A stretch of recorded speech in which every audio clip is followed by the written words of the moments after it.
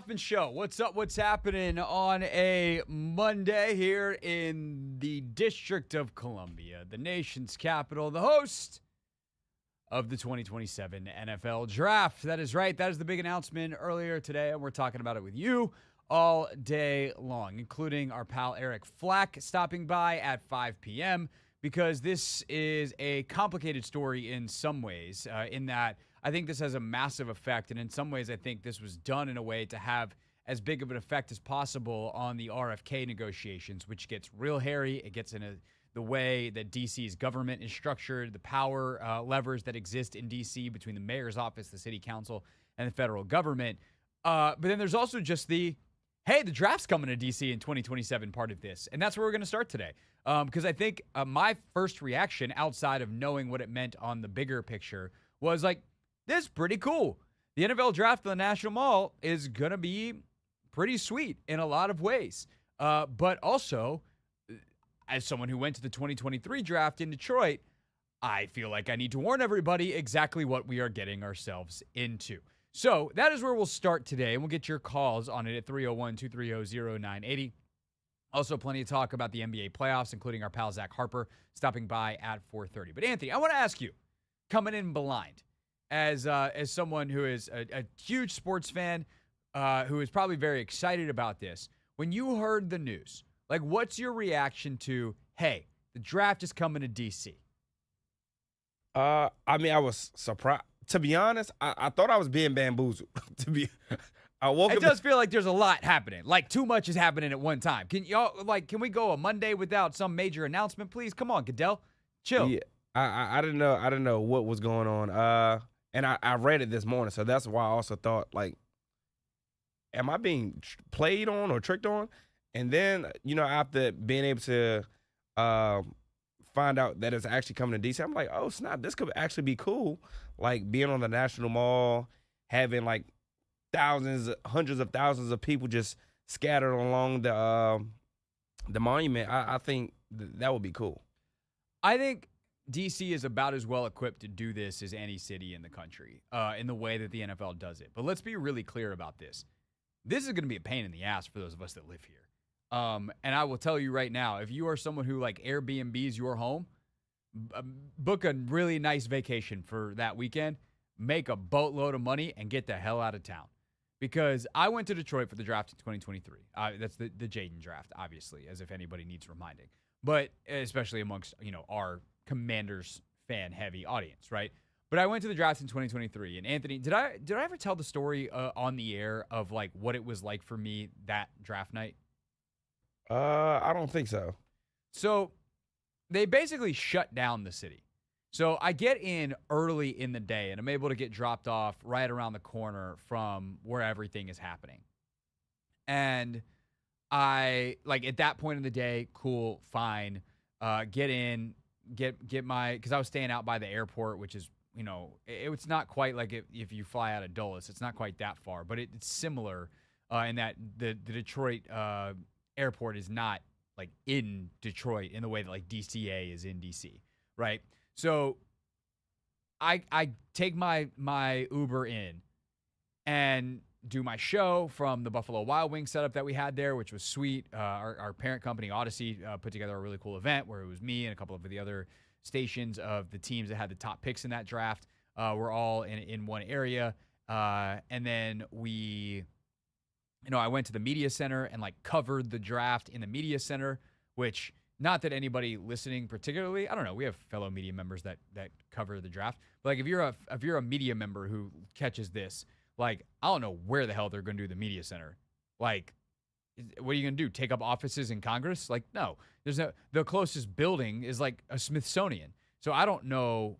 I mean, I guess they could just be like, hey, we're going to set up shop in a Smithsonian off the wing of the National Mall. But, like, I truly don't know where they'll set up the media center, but they'll figure something out. Maybe they'll do a tent. There will be, they'll get Wi-Fi and power and, all the stuff. But there's a lot of behind the scenes operation that has to happen for people that are, vendors, people that are putting on the actual draft, the logistics of the television trucks. Like, and again, this is stuff that is not totally new to the folks that run the National Mall because they do presidential inaugurations and there are concerts. Like, this stuff is not new to this area and not that specific location, but just a thing to figure out. But the big thing for me, Anthony, was that night getting out of there while the draft was still happening, if you don't want to stay for all of the picks, was a nightmare. I had to carry my equipment a literal half mile to break the perimeter of where Ubers were allowed to go. Like a literal half mile. God dang. Thankfully, my Uber was like, yeah, no, this is as close as I can get. I'll wait on you. But like, it was me and everybody else. And no one else had, fairly significantly heavy radio and video equipment. But I just had to truck it. I was like, good thing I trained. Do some farmer's carries. My ass was hauling a Comrex, those big heavy silver boxes, Anthony. You know what I'm talking about. Yeah, I know exactly what you're talking about. No one else listening knows what I'm talking about. But that wasn't my favorite. My back was killing me. My backpack had all my other stuff in it. But it's like a literal half mile because they shut it down. And folks in this city know how that goes. There are events in this city that are quite annoying to those of us that live here that shut this city down. And this will be as big of, this is a presidential inauguration. This is a true 1 million people on the National Mall over the course of the weekend. Probably 500,000 on Thursday night, and then another 500,000 split between Friday and Saturday for the second and third rounds, and then the day 3 stuff. But Thursday night for the first round, we're talking 3-day presidential inauguration levels, which also means the week leading up to it and all of that stuff. Metro is going to be, they will put more trains in. They will do all the stuff that they got to do, but, it's going to be rough getting around the city. Part of me is like, cool, we'll be able to do the show from there and all that kind of stuff. And it's, hopefully it's not too bad for media to get around, but it's going to be probably easier for me to do that than get to the office on the other side of the mall than where I live in D.C. So it is a massive endeavor for the city. And I'm not joking when I say if you are someone who lives in the district, and now if you're out in Maryland or out in Virginia, you'll be fine. But if you live in the district, or even if you live in Arlington or, a suburb that is very, very close, and you are someone who Airbnbs your house, might not be a bad weekend to do it. Because getting the heck out of here and making a whole boatload of money because people are going to be looking for places to stay, again, there are worse ways, the worse things you can do. That said, if you are on the opposite end of the spectrum and you're like, I can't imagine leaving, I'm excited the draft is coming to me because I've thought about going, is a very cool event. There is a ton happening. The NFL is better than anyone at making an event feel big. And Anthony, you've gone to the Pro Bowl past couple years. Yeah. You've gone with Z. Yep. They make that thing feel huge. It's an NFL specialty. We will make it feel big. There will be concerts. It'll be very cool. There will be entertainment events. You're walking around and they've got the sets and you're like, oh crap, there's Rich Eisen in a bubble. There's whatever the ESPN. I mean, in Detroit, ESPN had a triple decker set because they had the ESPN set, the ABC set, and the McAfee set, literally on top of each other. It was crazy. And so it's going to be chaotic, but it will also be very cool. And that is before you get to the politics side of this. And I don't just mean that they made the announcement in the Oval Office with the president. I mean, there is, I think, an enormous political play here to put immense pressure on D.C. City Council when it comes to the RFK site. Now, I also know that they've been working on this for a long time. The Mayor Bowser has been focused on the 2027 draft for quite a number of years. That before the previous presidential election, before the RFK land was unlocked. So this is not just a, hey, they came out with this in the last week type of deal. But it certainly is fortuitous timing that the NFL has decided the next available draft is going to a place where we need to make some moves. So we can uncover those details next. But Anthony, just on the pure football excitement level, you're going to this, right? Yeah, I mean, to be honest, Chris, I don't mind walking, a mile or two. I think about it in this light. When the Caps had their parade here, guess what? I was walking all day. You just gotta like mentally prepare yourself to be on, a grind, like scooter around, walk around. This And city's I built think for that's it in a way that Detroit was not. We were walking down like major streets that were shut down. oh man, Yeah, no, DC, especially that part of DC, yeah, is meant to be walked around yeah. because they don't want a bunch of cars there. So Well, yeah, that's what I would be more so preparing myself to do, just mentally preparing myself. yeah, I'd be curious, like if folks who went to the draft in Nashville want to call in, or some of the other places. Kansas City is very, very walkable in that downtown area. Detroit, like there's some areas of Detroit that are fairly walkable.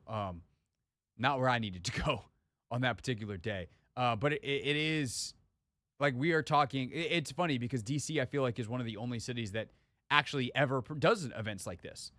In many ways, this is a phenomenal choice logistically because where else do you hold a presidential inauguration sized event other than the place where they literally have the presidential inauguration? 301-230-0980 is the phone number. 301-230-0980. The NFL draft is coming to D.C. What are your thoughts on that before we talk to Zach Harper at 4:30 on the NBA playoffs?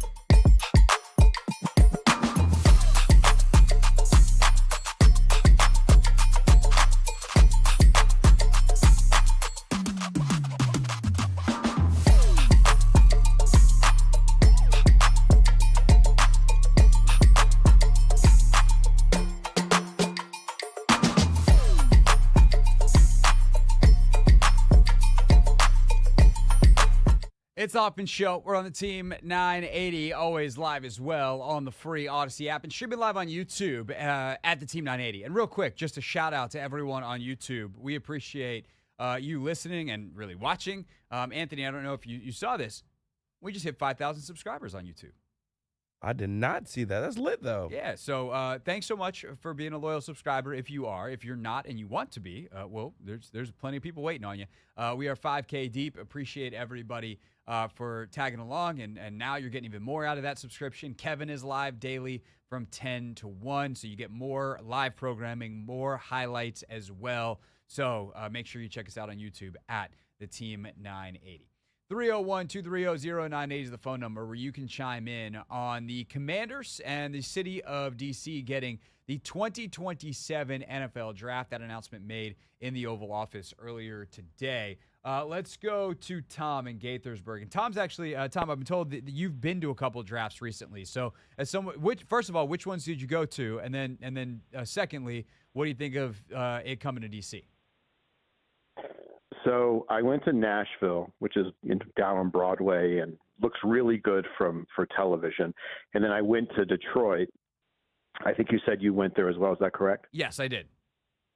Yeah. So I think the one thing that people don't see, and I couldn't tell in Green Bay, is it becomes closed off. So in Detroit, I think it was like right down, I think it's called Woodward, and there's like pretty limited access points. They basically wrap like a fence around it.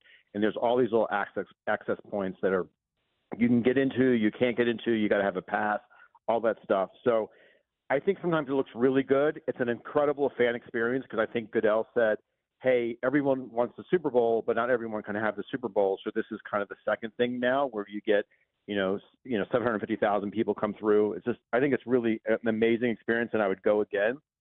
I would consider going to Pittsburgh. But back to D.C., I think obviously we all know what size the mall is.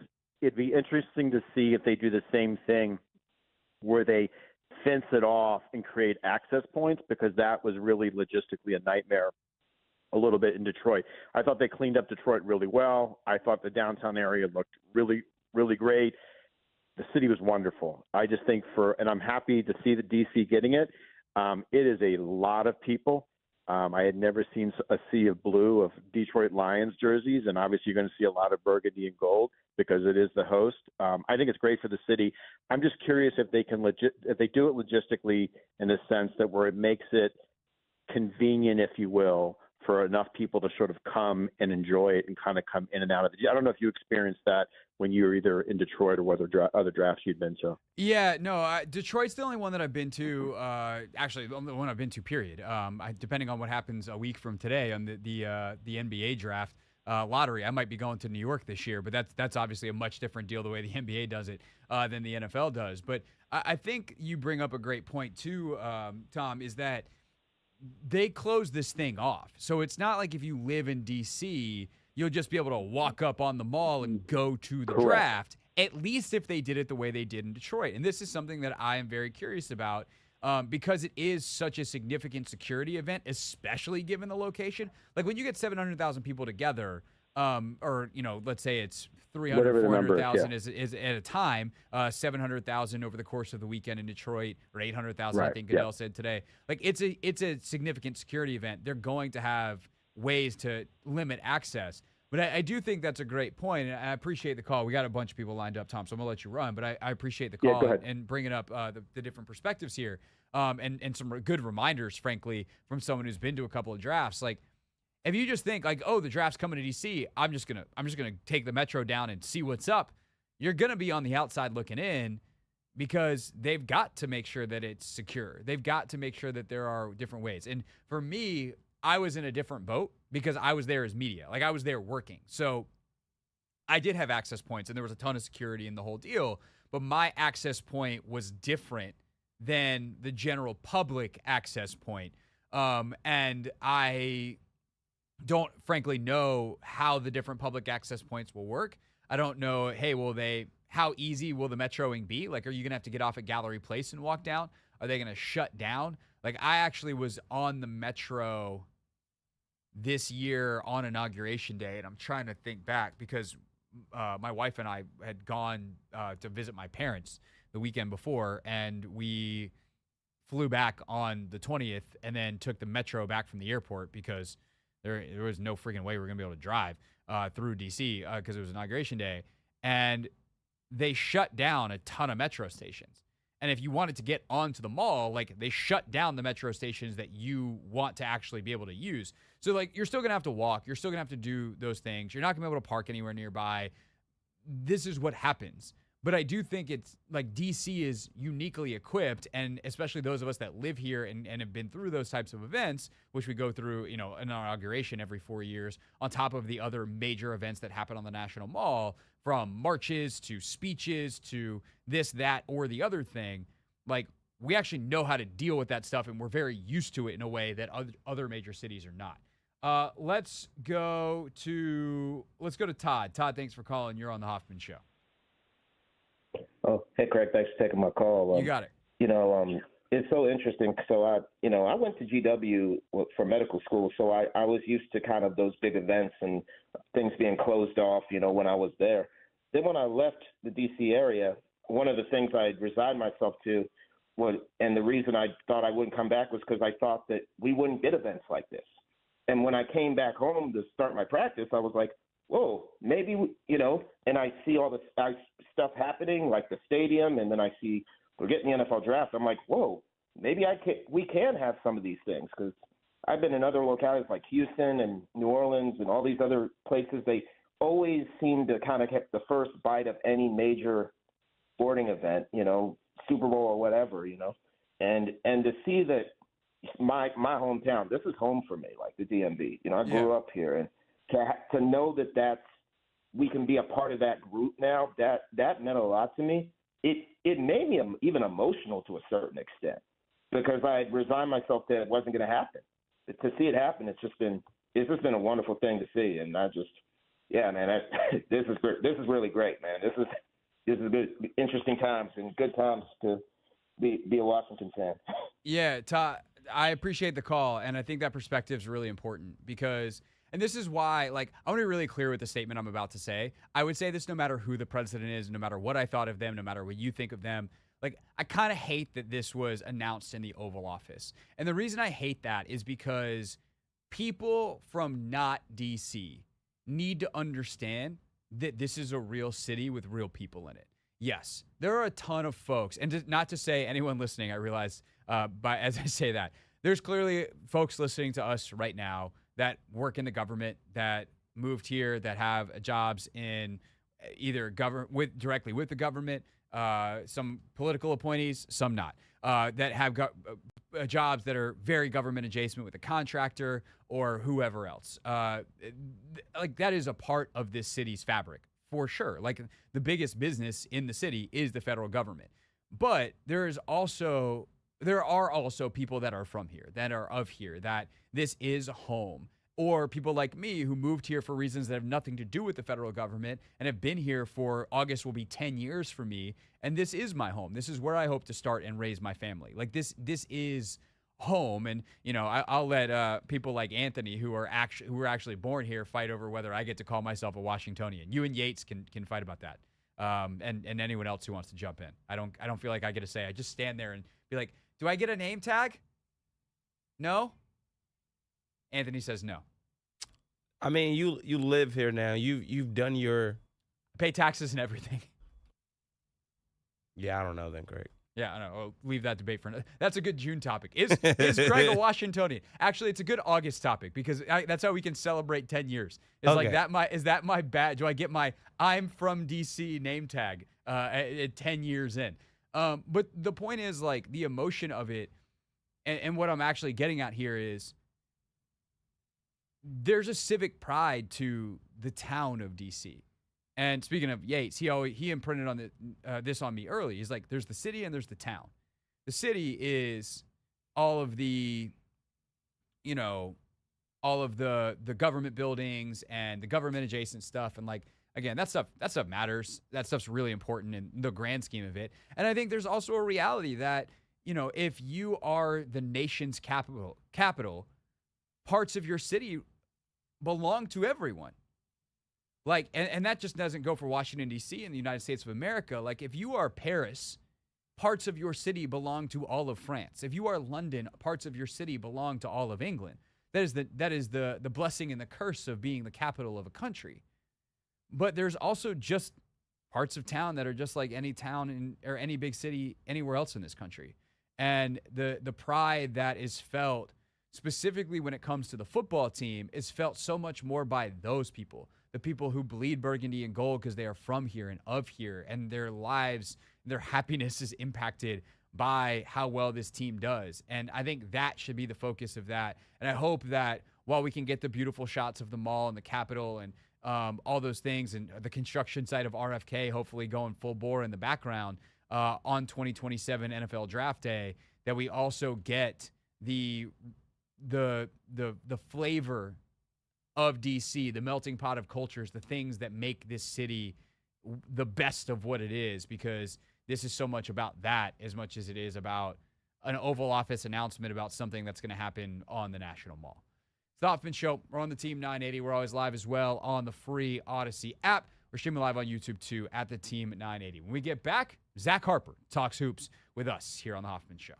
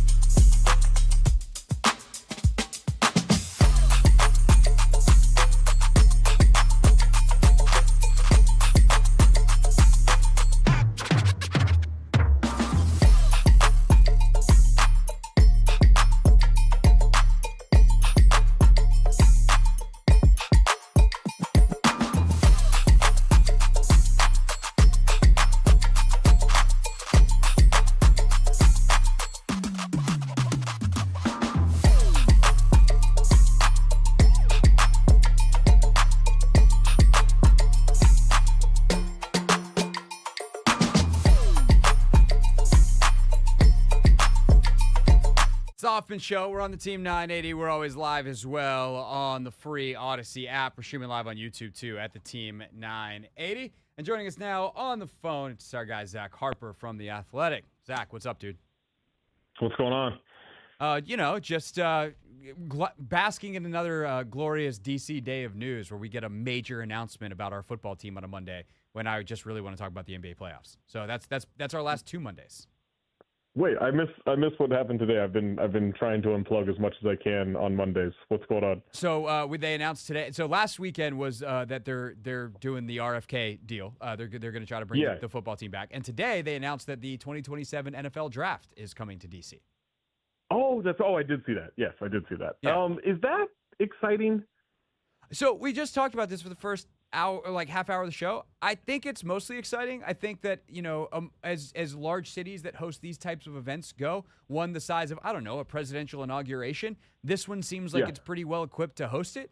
I actually do think, unlike a lot of places where it'd be like, oh God, this is going to be a disaster, I think here it actually is. I watch, the first day of the draft, not the first day. I watch the first, maybe 10 picks. Okay. Depending on where the 49ers are picking, right? Okay. I'll watch the first 10 picks, and then if the 49ers are somewhere in the last half of the draft of the first round, I'll then tune in for that. But it's long, and it's awkward when they bring up everybody else. I don't like it when they bring up random people to do it. I get it's for the fan base. I hate it. I think it's so awkward. I'm not saying that and painful. Yes, no, I do agree. Now I'm what would be the NBA version of this?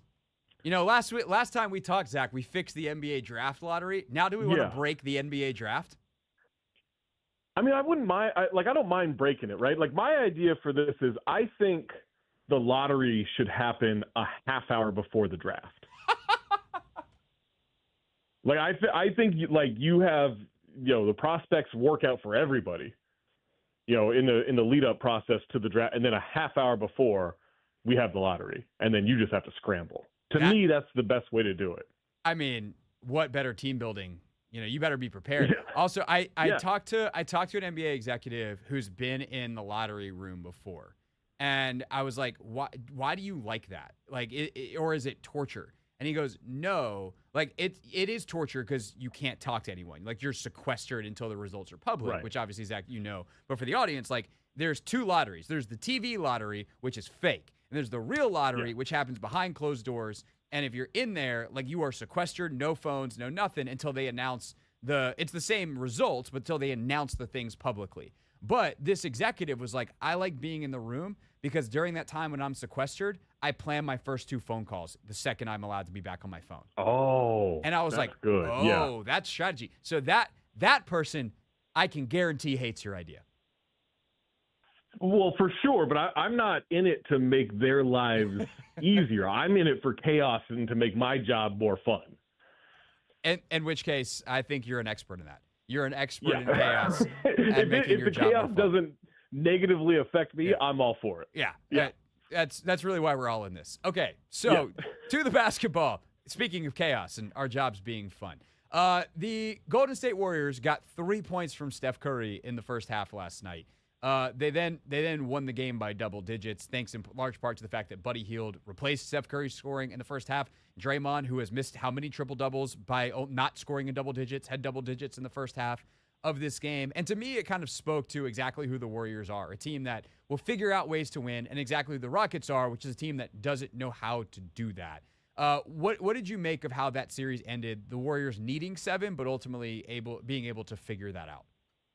Yeah, I mean, before the series, I had Warriors in 7, and it never bothered me that they were going to be, on the road for a Game 7 because it's against Houston, and not that this Houston team isn't good, but one, it's Steph Curry against the Rockets. He always finds a way to torture them, and 2, it's just a young team. It's a very young core, and figuring out how to win against these veterans is going to be very tough. They had a great series, but closing that out is really difficult. We saw that.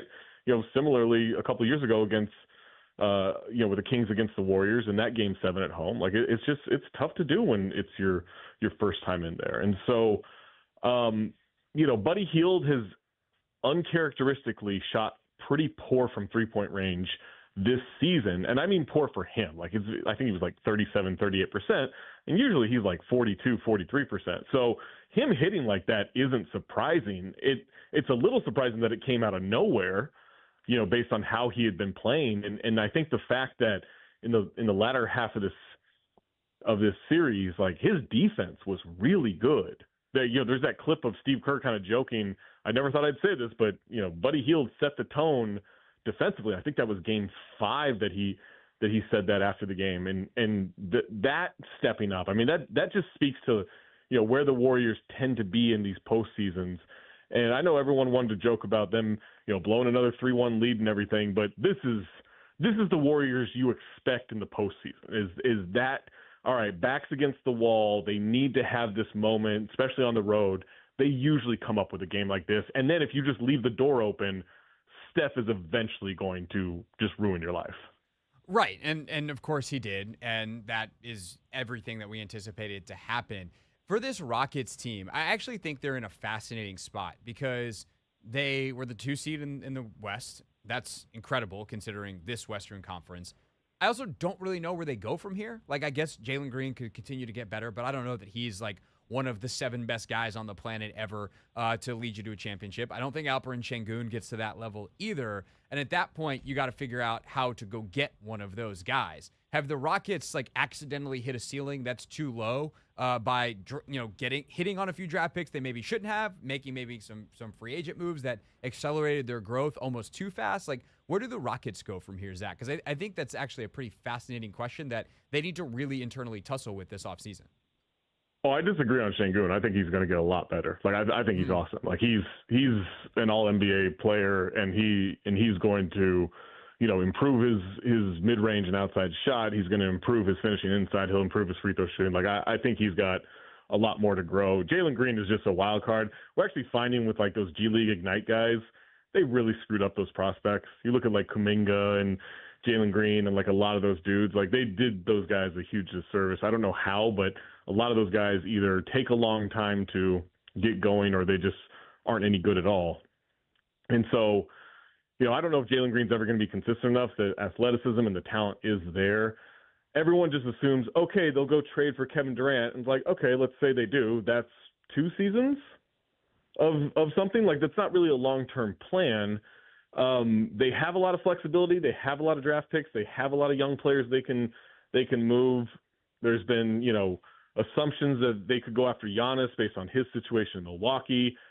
To me, you saw a glimpse of what that future looks like with Amen Thompson all of a sudden, like, just getting to the rack, right? Like, all of a sudden he was driving and everyone's like, oh, if he gets a jumper, I don't think he needs to get a jumper in order to become a star.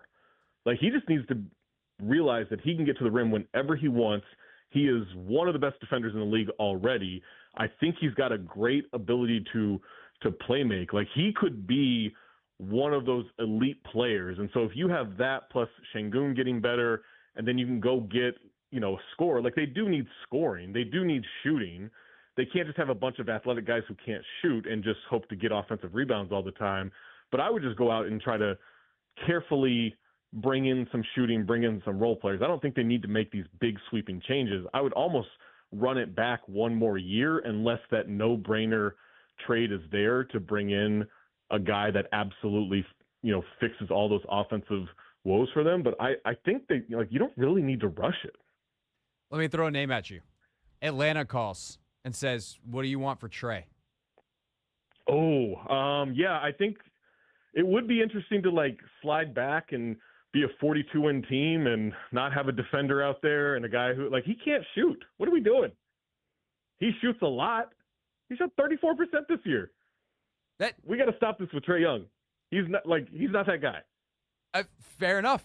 34%. He's a great distributor. He's a great distributor. Like, one of the best in the league. He turns the ball over like crazy. He's a terrible shooter for as much as he shoots and where he shoots. I'm all good on the Trae Young thing. He is so fascinating because if they need someone who can create shots, he can create them. The going in part is obviously necessary. There are a lot of guys who can create shots, It's like the whole Seinfeld reservation thing. Anyone can make a reservation. You got to hold the reservation. Like anyone can make a shot in the NBA, create a shot in the NBA. You got to make the damn thing. Yeah, but him out on the break with their athletes, like, would you be willing to sacrifice some defensively? Sounds like for you, that's a hard no. No, I'd rather have Fred VanVleet. Give me a shooter. Oh, I'm not giving shooting. up VanVleet for him. If Atlanta's like, hey, we need Fred, I'm like, you can buzz off. You can have Dylan Brooks, but I also am like the world's biggest Dylan Brooks hater. So that's you and me are right there on Dylan Brooks. So he can go. Yeah, no, see ya. Good riddance. Have a great time in Atlanta. Zach Harper from The Athletic is with us here on the Hoffman Show, covering the NBA for them, podcast form, written form, all of the forms. So the other series that kicked off yesterday, or I guess that series obviously wrapped yesterday, series that kicks off yesterday, the Pacers upset the Cavs in game 1 of that series. Is this a Cleveland team that is actually in trouble? Are they perfectly fine here? Does it totally come down to Darius Garland? Like, how much trouble is Cleveland actually in here after losing game 1 at home? I mean, they're in trouble. Like, Indiana's good. Indiana's been great since January 1st. Like, they've been the 4th best team in the league. Since January 1st, Cleveland is 35-14. Indiana's 34-14. Like, they're right there with them. They're, I think, 7th in offense, tied for 9th in defense. They were like 6th in net rating. Like they've been a great all-around team in 2025, and it's not a fluke. Like they're a team that builds towards the playoffs, and they're better in the playoffs than they are in the regular season. Like, this is a team you have to take seriously. Now, Cleveland can fix a lot of that. I don't think they're going to shoot, 23% or whatever they shot from 3. Defensively, they need to be a lot better. I saw a lot of people dismissing Indiana's shooting. Like, oh, I shoot 50% from 3 in this series. I'm like, well, they keep getting the open looks that they got. They might, because Cleveland just defensively broke down a lot in what they were allowing. And I think they've got to tighten things up. Darius Garland would help a lot, not defensively, but just in generating some offense and generating some good looks and knocking down threes. So if they can get him back on the floor from a toe injury, if they can get him back on the floor, it just kind of sets things better in their rotation. But they're gonna have to tighten up the defense. I think they'll win game 2 by a lot, and then they've got to go into Indiana and take at least one of those games. But Cleveland will probably be fine. I would expect this to be 2-2 after 4 games, but they have to take Indiana seriously. I know a lot of us, myself included, last year was like, yeah, Indiana probably made the conference finals because of injuries. And they probably did. But they took that experience and they built in the second half of this season with that experience, knowing what it's going to take. And this team is dangerous now. Yeah, the other thing I love about Indiana, like, one, I'm a sucker having covered Rick Carlisle in Dallas, that I think that dude's brilliant. Not always the most fun to cover.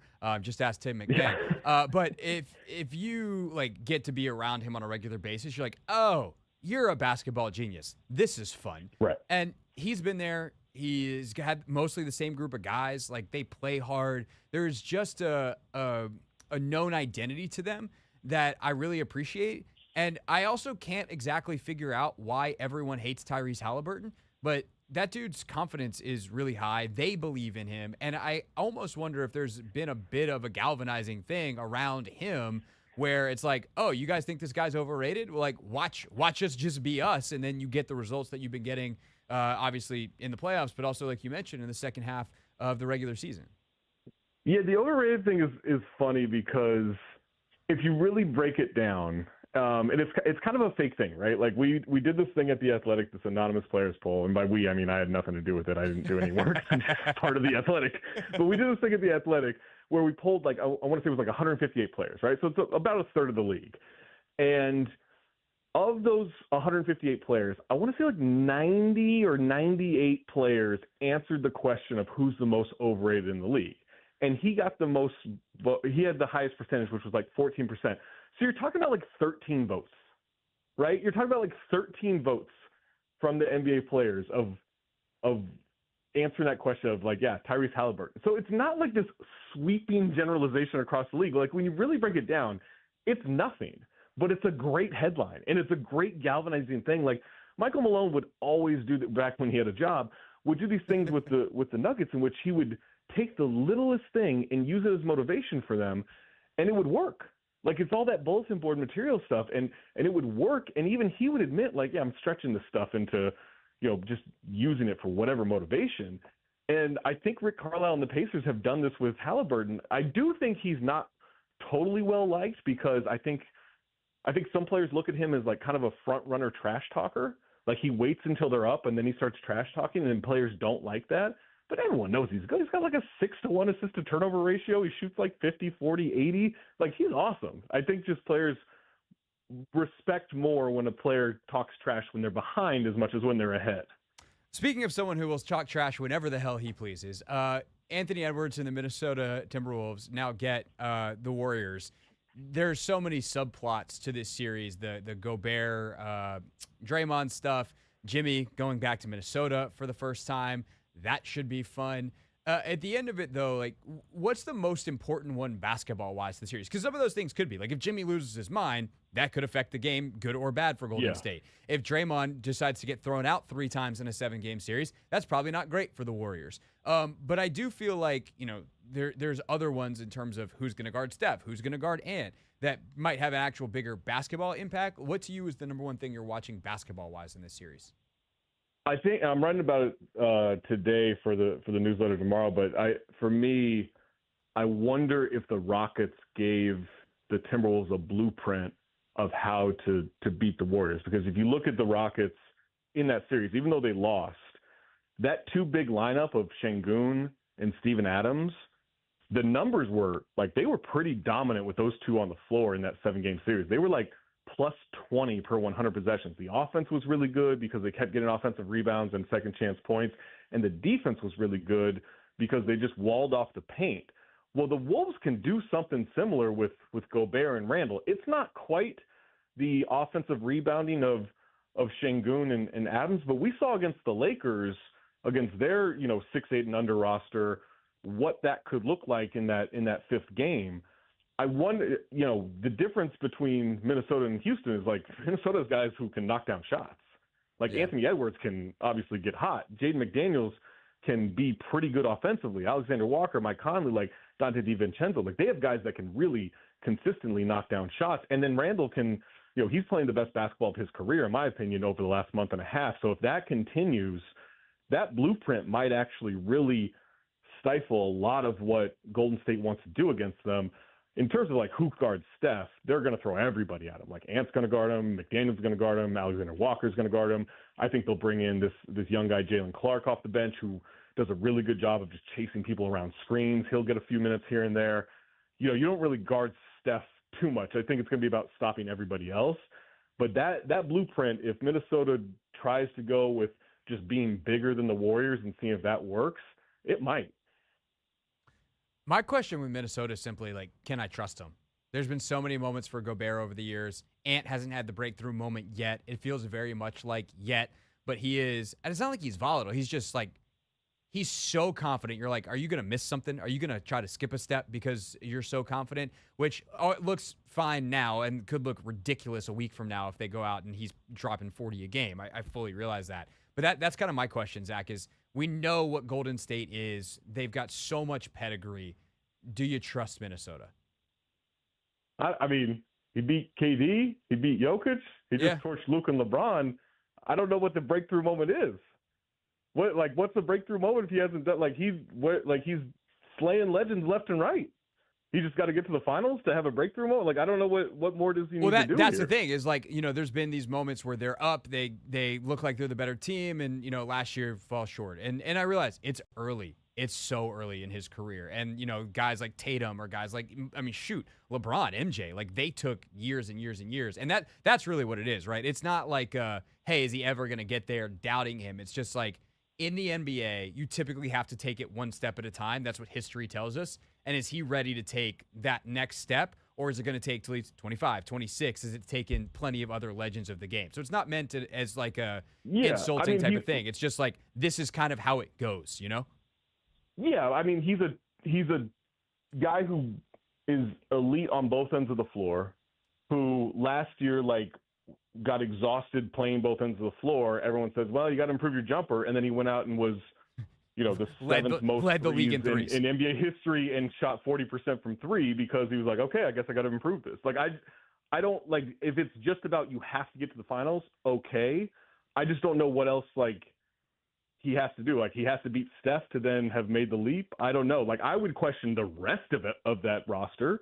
The rest of the roster, yeah, question them. But Ant, like, to me, he's at 23 years old. He's about as stamped as it gets.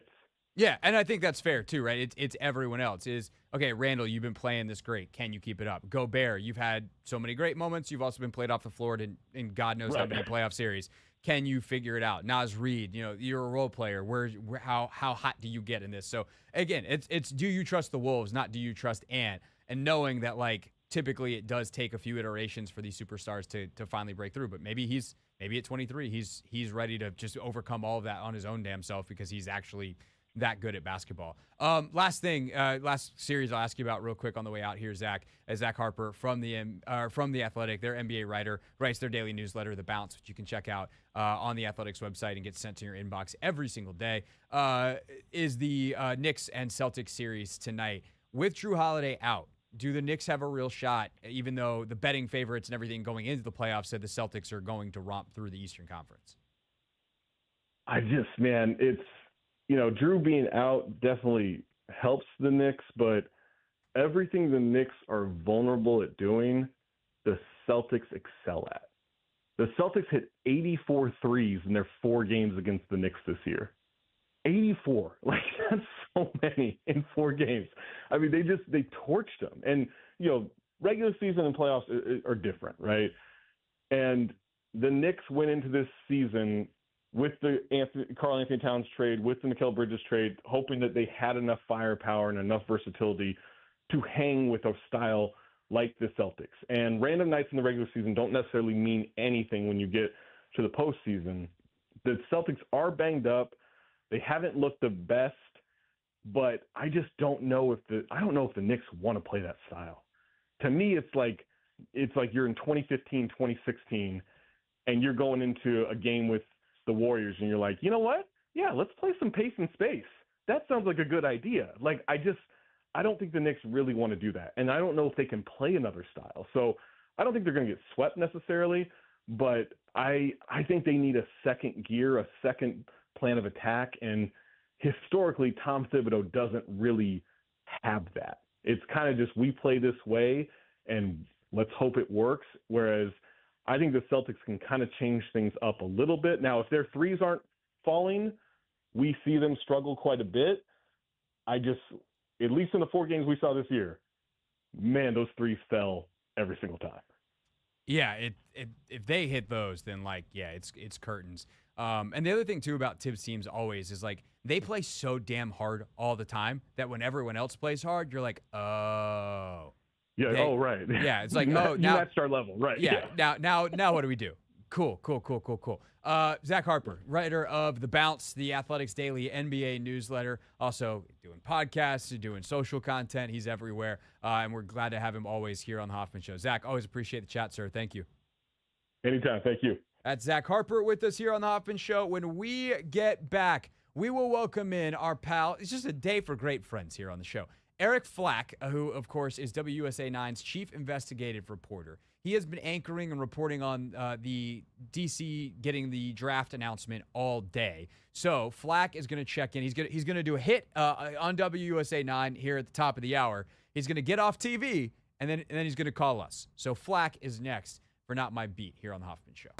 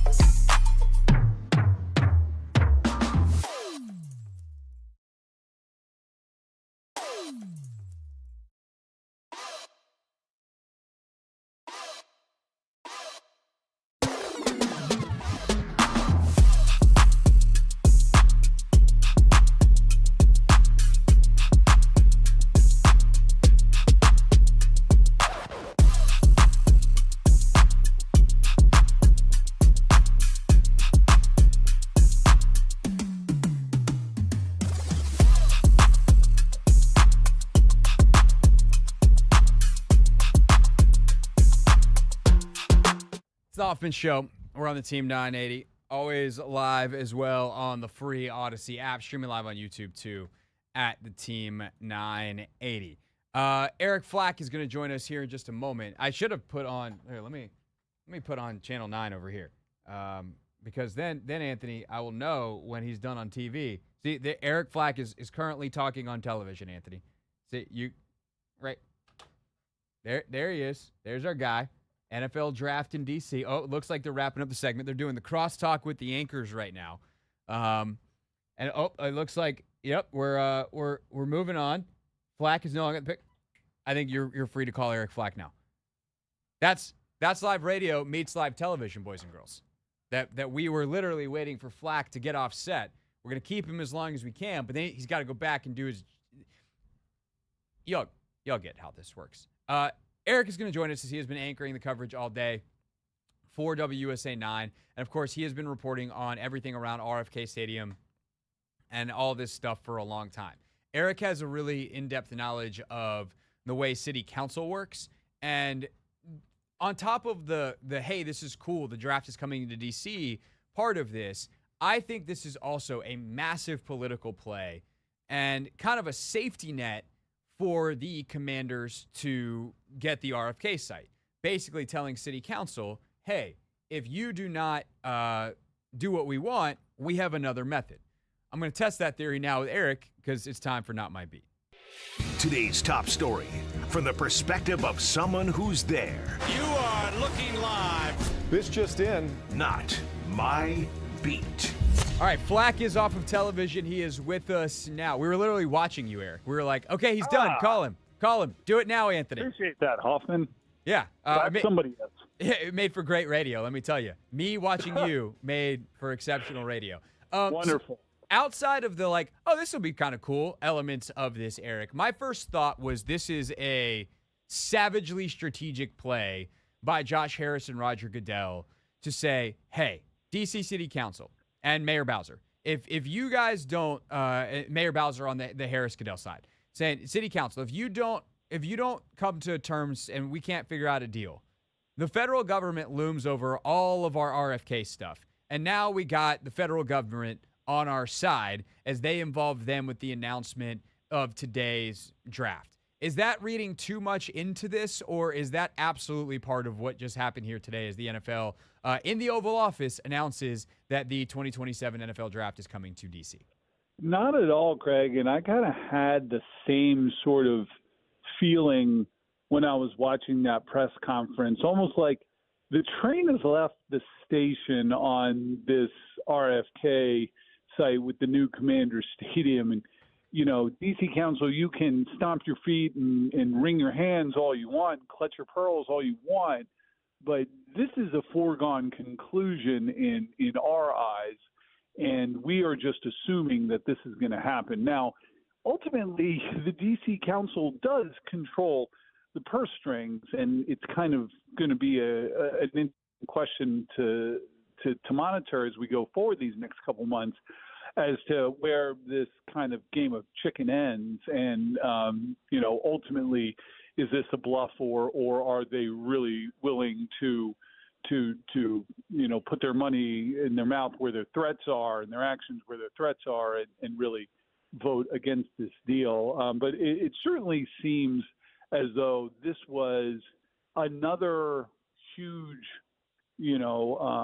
sign that the forces that be in the kind of greater NFL sphere are aligning to get this stadium on the RFK site done one way or the other. And at this point, it is the council members who are claiming opposition to this plan, the only ones left standing in the way. So can we take a step back, Eric, as someone who covers city council on a regular basis and knows the inner workings here and how the federal government can get involved? Because I didn't realize until I saw some extra reporting on this late in the week last week that despite the fact that the federal government and Congress cleared this out to say, like, hey, D.C., this is your land now, we're leasing it to you, do with it what you want, that they can renege on that lease, that they have like an emergency escape hatch. How does that work, and how real do you think the threat is that now especially that he's been involved in this draft thing, President Trump might look at Congress and go, hey, take the land back and we'll build the football stadium. Is that a real threat here? I certainly think that anything is possible in this current administration. And I think that there is nothing that is impossible when it comes to what's happening in Washington right now. It is clear that there was language included in the legislation that denotes, the priority of putting an NFL stadium there, and clearly it's not the only thing it can be used for, but the escape hatch, as you mentioned, I think was clearly included to give all those behind the stadium options moving forward. I think the people writing the agreement and who were lobbying Congress on behalf of the team, who are the same people who are lobbying now the D.C. council members, understood that there are always going to be a lot of wild cards when you're dealing with approval of a $1.1 billion taxpayer-funded package that comes down to 12 citizens / council members of Washington D.C. and they wanted to give themselves options. That being said, I also think a lot is unclear about the kind of the machinations of how such a process would really work, and would the federal government actually be able to step in? Because sure, they can ultimately say, okay, DC Council, you don't do the stadium, we'll get it done for you, but that also means that they would presumably still have to come up with the money that DC Council was supposed to come up with at a time when the mission in Washington with the current administration is to go in the other direction, not to add spending, but to cut spending. So, I think that a lot is still unclear about how that would work. I think the threat of certain things happening, sometimes is enough to get things done. But I think all of this is we're all kind of like figuring this out on the fly and learning on the fly as to how such a process would work if we get there. But I still don't think we'll get there. I think DC Council will ultimately get this done.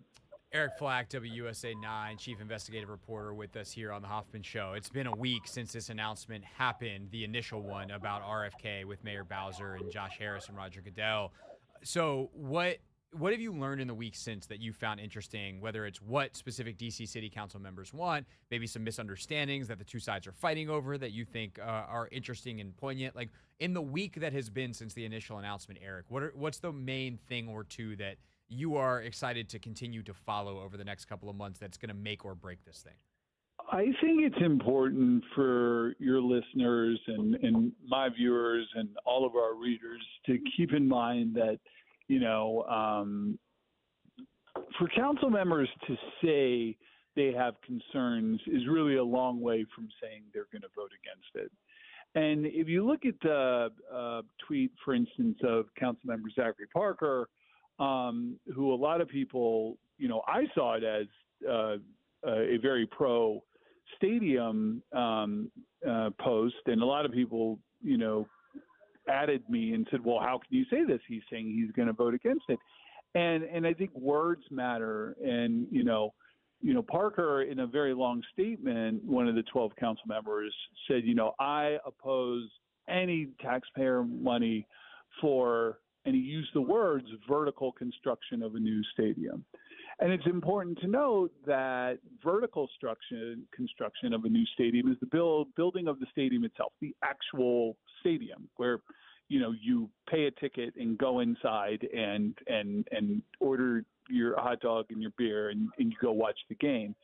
The horizontal construction is all the stuff to prepare the land, and it's expensive for the stadium to go on top of it. And that is what the majority of DC's tax dollars are going to. So my point being that, like, when somebody issues a long statement and goes to the effort to make a distinction, I oppose taxpayer money for this type of construction, they're clearly leaving the door open to, but I'm okay with taxpayer money for other types of the construction. So they're kind of leaving themselves a little rope, so to speak, to ultimately support the plan. Mendelson, who's the chairman of the DC Council, is strong in talking about concerns about taxpayer money being used for a stadium, but he always hedges his bets as far as, well, but I haven't seen the plan and I haven't done this and that, and we all kind of know what the deal is. There's nothing he's going to see in the budget that's going to ultimately change what we already know to be true, the details that have already been provided. So I think everybody, even as on the DC Council, as they kind of give the window dressing of having concerns about this, the majority, except for the two who were clearly no votes, which are Allen and Nadeau, have given themselves room to kind of ultimately come around. And I think from a political standpoint, it's going to be interesting to see the dance happen, where politicians do what politicians think they're expected to do, which is to bring up concerns and raise red flags, but ultimately, I think that there's just too much momentum and too much need in Washington, D.C. For economic development, for a $2.7 billion private sector investment to be passed on by DC Council as a whole. Eric Flack with us. I'm looking back up at your television station. They're doing the weather right now. Do I have time for one more quick question here, or you need to get back on set? Nope. Okay. All good. So the big announcement today, is also totally separate from this RFK thing, and that, oh my God, they're hosting the NFL draft here in 2027. This is a presidential inauguration-sized event. DC knows how to do this, even if it's obviously very different from a presidential inauguration. But what were some of the things that you found interesting from the press conference and some of the questions you have about DC's ability to host 1 million people over 3 days on the National Mall with all the concerts and the this and the that that is happening? Because having gone to the 2024 draft in Detroit, like, that thing shut down the city. It's a massive, massive event. DC's obviously built on some level for this, but what are the things that you're looking forward to hearing about when it comes to the actual draft itself? Well, I mean, I think that first of all, I think it's a win for the city. I think that the million person figure is something that is being thrown out by the league and thrown out by Josh Harris, and that's certainly a goal. I mean, they got 750 in Detroit. They got 600 in Green Bay last a couple weeks ago or what have you. So I think that million person figure is based on projections that it's going to get bigger and bigger. And keep in mind, you're not talking about 1 million people on the mall at once. I mean, that's the figure that's spread out over 3 days. So they had 200,000 on day one in Green Bay. I think they had more than that in Detroit. But you're talking about hundreds of thousands of people down on the mall, not 1 million. I think that it will be a huge logistical nightmare, but I think the city is well versed. I think there will be a ton of security around it. That's where my head goes, because in this world we are living in, and what a huge open target the National Mall is, and you combine the open target of the National Mall with the brand that signifies America and corporate America, which is the NFL. You add them both together with hundreds of thousands of people on the National Mall. You are going to have some of the tightest, grid security you've ever had, because you're going to have to block. The goal is to give people access to the site. That's the celebration of the league, and that's the whole idea of drawing all those people there. On the other hand, you're going to have to do it in a way where nobody with ill intent can get inside and do damage. So I think that is probably, as an investigative guy, as a news guy, if we're looking for what is, not all about the positivity and the celebration and the concern. I think that would be my initial concern, is how do you do this in the nation's capital with hundreds of thousands of people on the National Mall in a way that is going to be safe and protected by anybody who has a nefarious intent. Yes. I opened the show today, Eric, by saying part of the way that's going to happen is it's going to be a pain in the ass for those of us that live here. So if you are someone who likes to get out when there are big events and Airbnb your house, you should go ahead and start planning your vacation now, because get the hell out of here. Now, for sports fans, it's going to be a lot of fun, but it is going to be like the NFL they've got a lot of experience. A lot of their events, the Super Bowl is whatever the top tier security threat event is. So they've got a lot of experience. The folks who run the mall have a lot of experience. But it is definitely going to be a ton of logistics that have to be figured out in the next 2 years to make this thing go off without a hitch.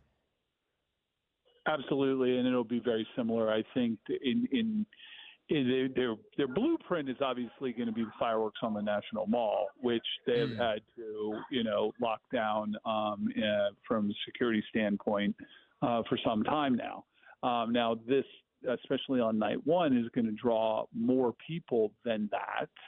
But the blueprint and the concept is there. It's just going to be about extrapolating that out for the sheer masses of people who are going to be here for the NFL draft. I'm also curious, where's the media center? Are we just going to post up in like a Smithsonian or something? Like, there's not a lot of. They said that there was 1,800 media members at the one in Green Bay. Yeah. So they have a whole we'll probably be in the Washington Convention Center or something like that. Maybe they'll set us up in the National Portrait Gallery. Portrait Gallery makes more sense. I mean, but even then, that's kind of far away. I don't know. They got a couple of years to figure it out. And it's someone we'll be in a trailer. You and me will be sharing a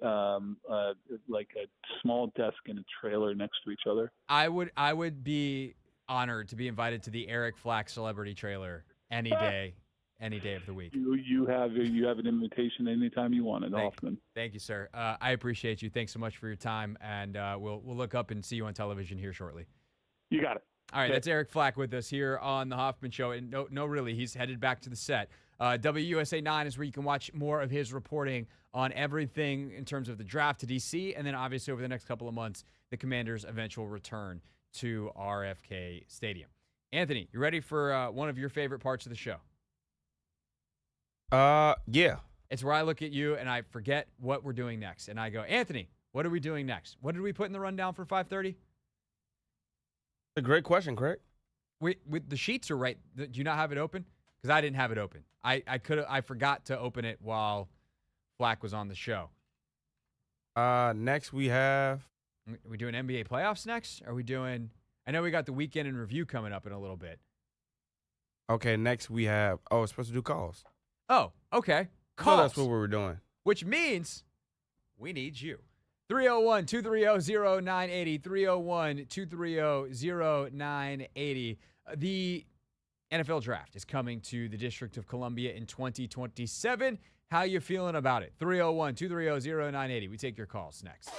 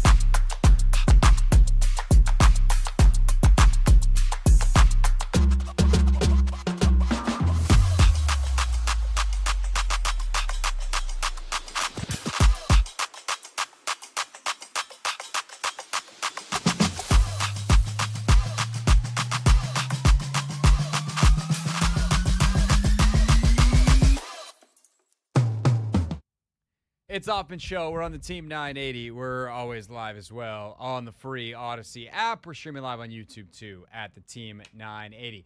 Taking your phone calls at 301-230-0980. The NFL Draft is coming to Washington, D.C. It was announced this morning in the Oval Office. And 2027, that's when it's coming. The draft is going to theoretically take place. Everyone keeps saying, like, with the expectation. So there's still, I guess, some I's to be dotted and T's to be crossed. But it's going to happen on the National Mall. There's these photos that are out, the drawings or the – Anthony, what's the fancy word for the renderings? Renderings of what it's going to look like. They included in the PR email one that was, like, from the podium. So, like, Roger Goodell's vantage point, looking out over the mall.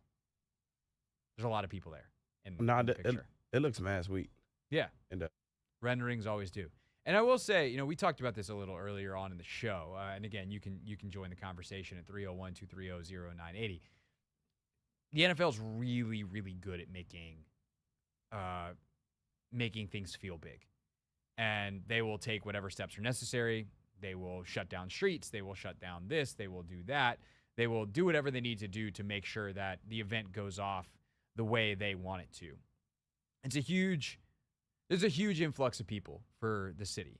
And I don't know what event, frankly, could bring in more unless you did like one of these like Live Aid type of charity concerts. Like, we're talking about 1 million people that probably would not come in. And I think that's the other thing too is, for a city like DC, for a city or like LA, New York, Chicago, having a large influx of people on a weekend in the spring is kind of, it can happen for any number of reasons. There's all kinds of, whether it's, races, people come to run a half marathon or a full marathon. People come for concerts, like shows. There are all kinds of reasons come in, but rarely are the events this big. Outside of a couple of protest marches in the last 8 years, I can't remember, going back to like President Obama's inaugurations, especially 2008. There just aren't a lot of things that bring in this number of people.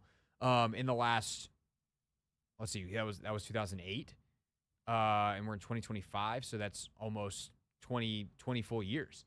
And that, because it's NFL fans coming in from around the country, and it's a fan event, not like a political event. You're not coming for a march. You're not coming to see a politician. Like, you're coming for a more fan type of experience, coming in the same way you would come somewhere for a concert. I think the economic boon is significantly bigger. One, you have volume. Two, you have people coming with the intention of spending money. And I think that's going to be great for the city. Restaurants are going to be full.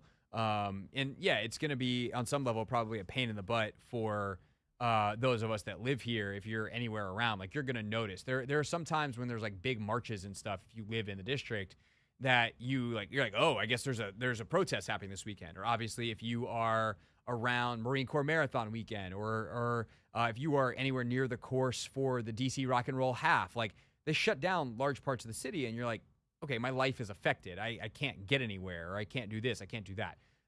You are going to know that the NFL draft is here. There are other things that happen, whether they be politically or concert-wise, that you don't know. It's just another night at Capital One Arena, or it's another protest that wasn't nearly as big. Maybe it causes big news headlines, but you can live in D.C. and not realize it's happening 1.5 miles, 2 miles away. This, the whole region's going to feel. It is that big of an event, having, again, been to the one in Detroit in 2024 and seeing how these things go down. 301-230-0980. Dennis has a question for us. Dennis, thanks for calling. You're on the Hoffman Show. Hey, Greg.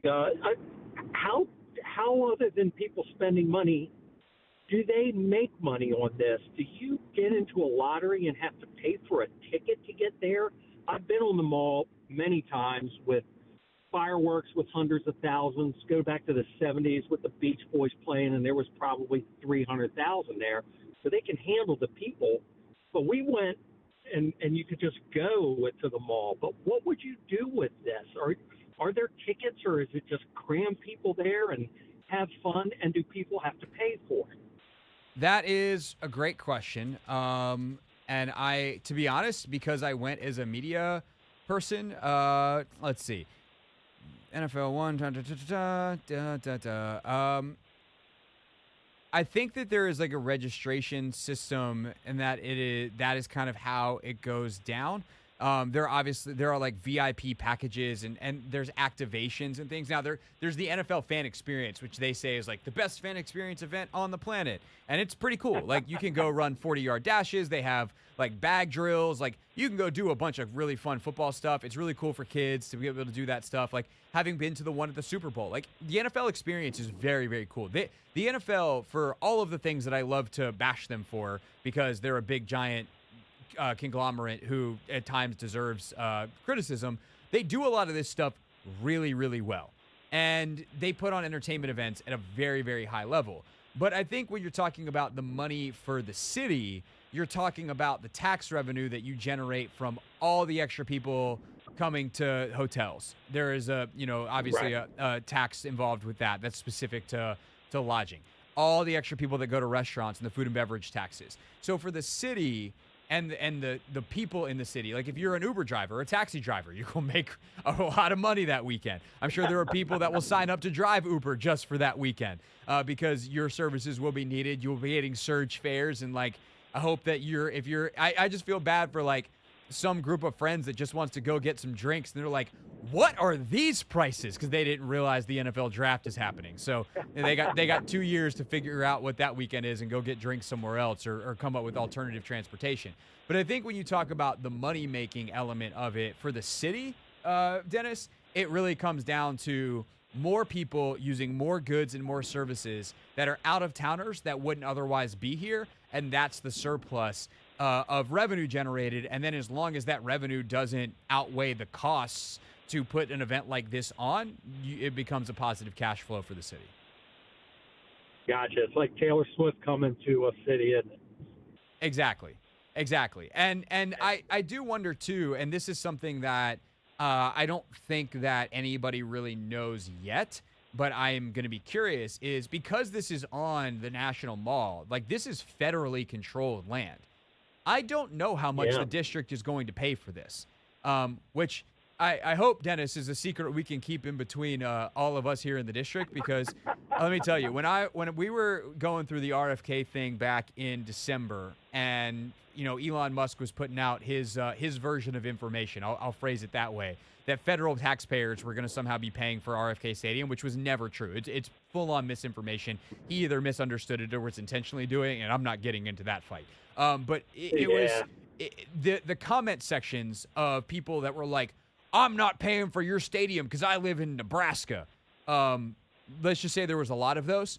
And I do wonder if someone, Joe in Nebraska and Tom in Timbuktu, are going to wind up paying for the Commanders and the city to host the NFL draft, because it's going to come out of some federal budget that technically we're all paying in, and we're probably not paying a whole bunch per citizen, but that is a thing that I think about. But in terms of how the city makes money, I don't think that that'll be interesting. Yeah, the other thing I'll say, Dennis, real quick, is that the NFL often, when they do these events, they also make charitable donations. They do, hey, we'll fund a park here. We're going to build a playground. We're going to do that. So I think that there's also an effort by the NFL. Some of it is certainly for good, to make sure they get good PR, but hey, sometimes good PR is because you do good things, that they also make investments in the city, and hopefully that is something that happens as well. Yeah. Well, at my age, I'm 73, and to see this NFL grow to something like this, where this is as big as, like I'd mentioned, a Taylor Swift concert, beyond belief how big this has grown. It's just amazing. Totally, Dennis. Hey, I appreciate the call. Thanks so much. It's a great question, and appreciate you chiming in. The other thing, too, that, on that point, Anthony, I was actually looking in the press release. Let me see if I can pull this up real quick. Like, the NFL draft being like this is not really that, like, obviously this version of it where it's outside of New York and in Radio City Music Hall, but, like, for the first 50 years of the NFL draft, 60 years of the NFL draft, it was in a hotel somewhere. I'm trying to, where did hotel? Yeah. Where did it go? That's Mystics PR. Where's NFL draft? Which email account? I got, nope, looking at the wrong account. I promise this will be worth it. Yeah, okay. DC to host 2027 NFL draft. So 1936 was the first NFL draft, Anthony. It was at the Ritz-Carlton in Philadelphia. Then hotel in New York, hotel in Chicago, hotel in New York, on down. Milwaukee. It was held in DC in 1941 at the Willard Hotel.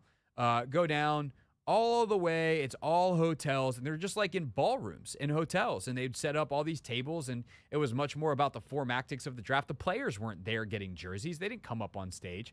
It wasn't until 1986 that it had a somewhat permanent home. I mean, it was in New York, started rotating around from 1965 on. So it's Summit Hotel, Hotel Gotham, Belmont Plaza Hotel, at the Essex House, Americana Hotel, Hilton, Roosevelt, Waldorf, Sheridan, and then Omni Park Central. And then from 1986 to 1994, it's at the Marriott Marquis in New York. Then in 1995, they turned it into an event. 95, it goes to the theater at Madison Square Garden.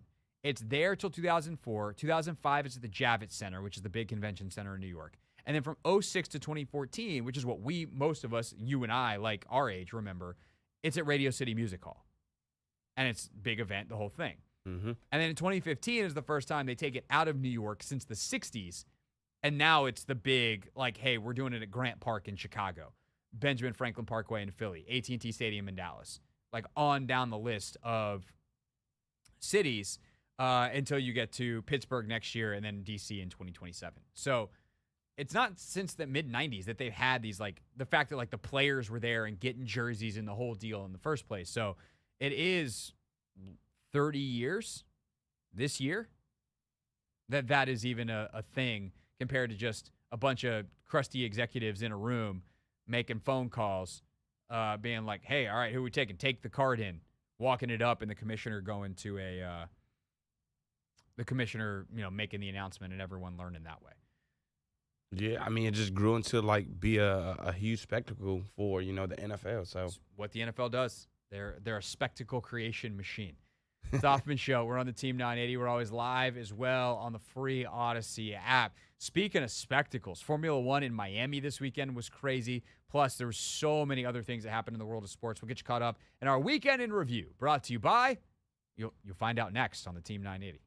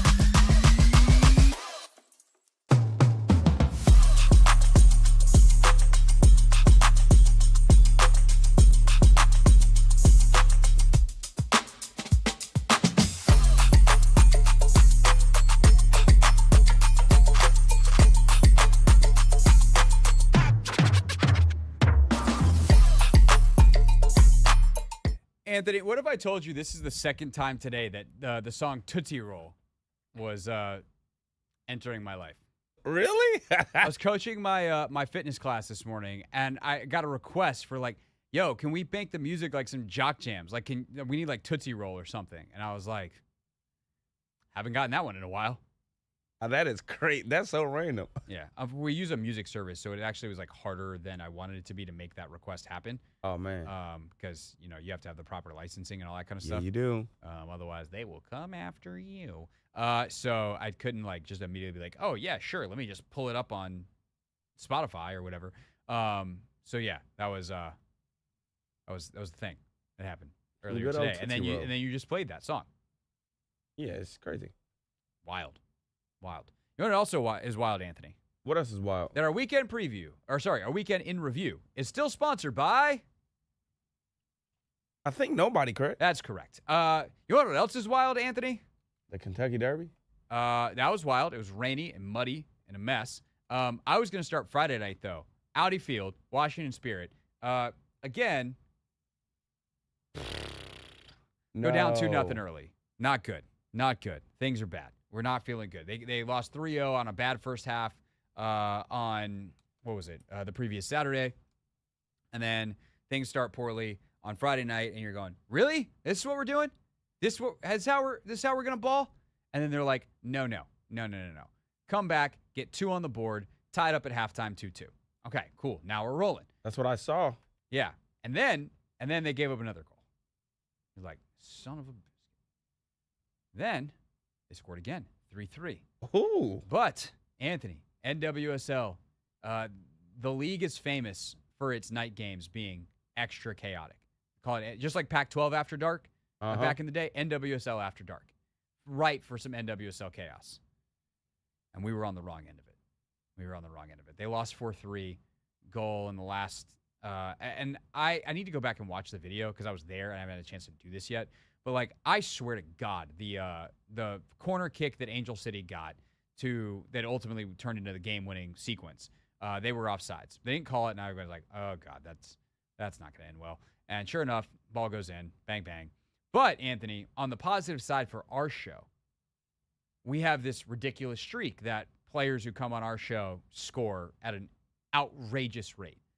And it's one thing when it's, like, offensive players, like strikers or attacking midfielders. Mm-hmm. Esme Morgan was on the show last week, wasn't she, Anthony? She was indeed. Esme is a defender. He is. Who scored twice on Friday night. Oh, my gosh. Headers? No. Score with her feet twice, even though she's damn near 6 feet tall. You'd think she would be scoring headers on set pieces. No. Recycled set pieces where, like, initial action gets thrown out, put the ball back in. Esme's posted up on the back post, knocks it in. That's dope. She also grittied after. All right, rate the gritty. It was pretty good. Okay. It was like an 8.5, 9. All It was right. pretty solid. That's high quality right there. The best you'll ever see from an English lady. Yes, ma'am. I guess in a Britain. So yeah, heck of a week for Esme. She adopted her cat Biscuit. She learned how to gritty. She scored twice, and then she gritty. Speaking of the gritty, Formula One, didn't think I'd use that as the transition. Formula One in Miami this weekend, Oscar Piastri a win. And Anthony, did you see any of the videos between Justin Jefferson and Oscar Piastri where the charismatic NFL superstar tried to teach the very shy, very reserved, very frankly boring Oscar Piastri how to gritty? Yeah. And, I mean, I'll give him an A for effort. But outside of that, you got some work to do. Got to get back to the lab, a little bit more reps. Yeah. And I think he'll have it down. I think he's working on some other things. Seems to be working. He's winning races. Yeah. Kind of a crazy race. Some interesting strategy calls. Got a safety car that cost Max Verstappen a podium. And Lewis Hamilton was ready to lose his mind because I think he realizes that Ferrari, while there's a lot of positives to being a Ferrari driver, one of them one that's negative is you have to deal with Ferrari's strategy decisions, and they are freaking amateur hour. He was like literally losing it. Like, this is a 7-time world champion, a man who has been knighted, and he is like losing his mind on the team radio. Hate that for Ferrari. Hate that for Lewis. Ferrari, get it together. So that was that. You watch Kentucky Derby? No. I didn't either. Some horses ran fast. Some ran faster than others. There's your Kentucky Derby recap. Can't imagine why this segment's not sponsored.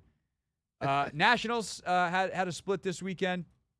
Closed things out with the win on Sunday. They, of course, are hosting Cleveland tonight, 6:45 against the Guardians down the street at Nats Park. And then there was all the NBA action, which we've been talking about intermittently throughout the day. We're going to talk about a little bit more here coming up. But, Anthony, NHL action. Did you watch the Winnipeg thing happen? I didn't watch it live, but, man, I saw the replay, and oh, my gosh.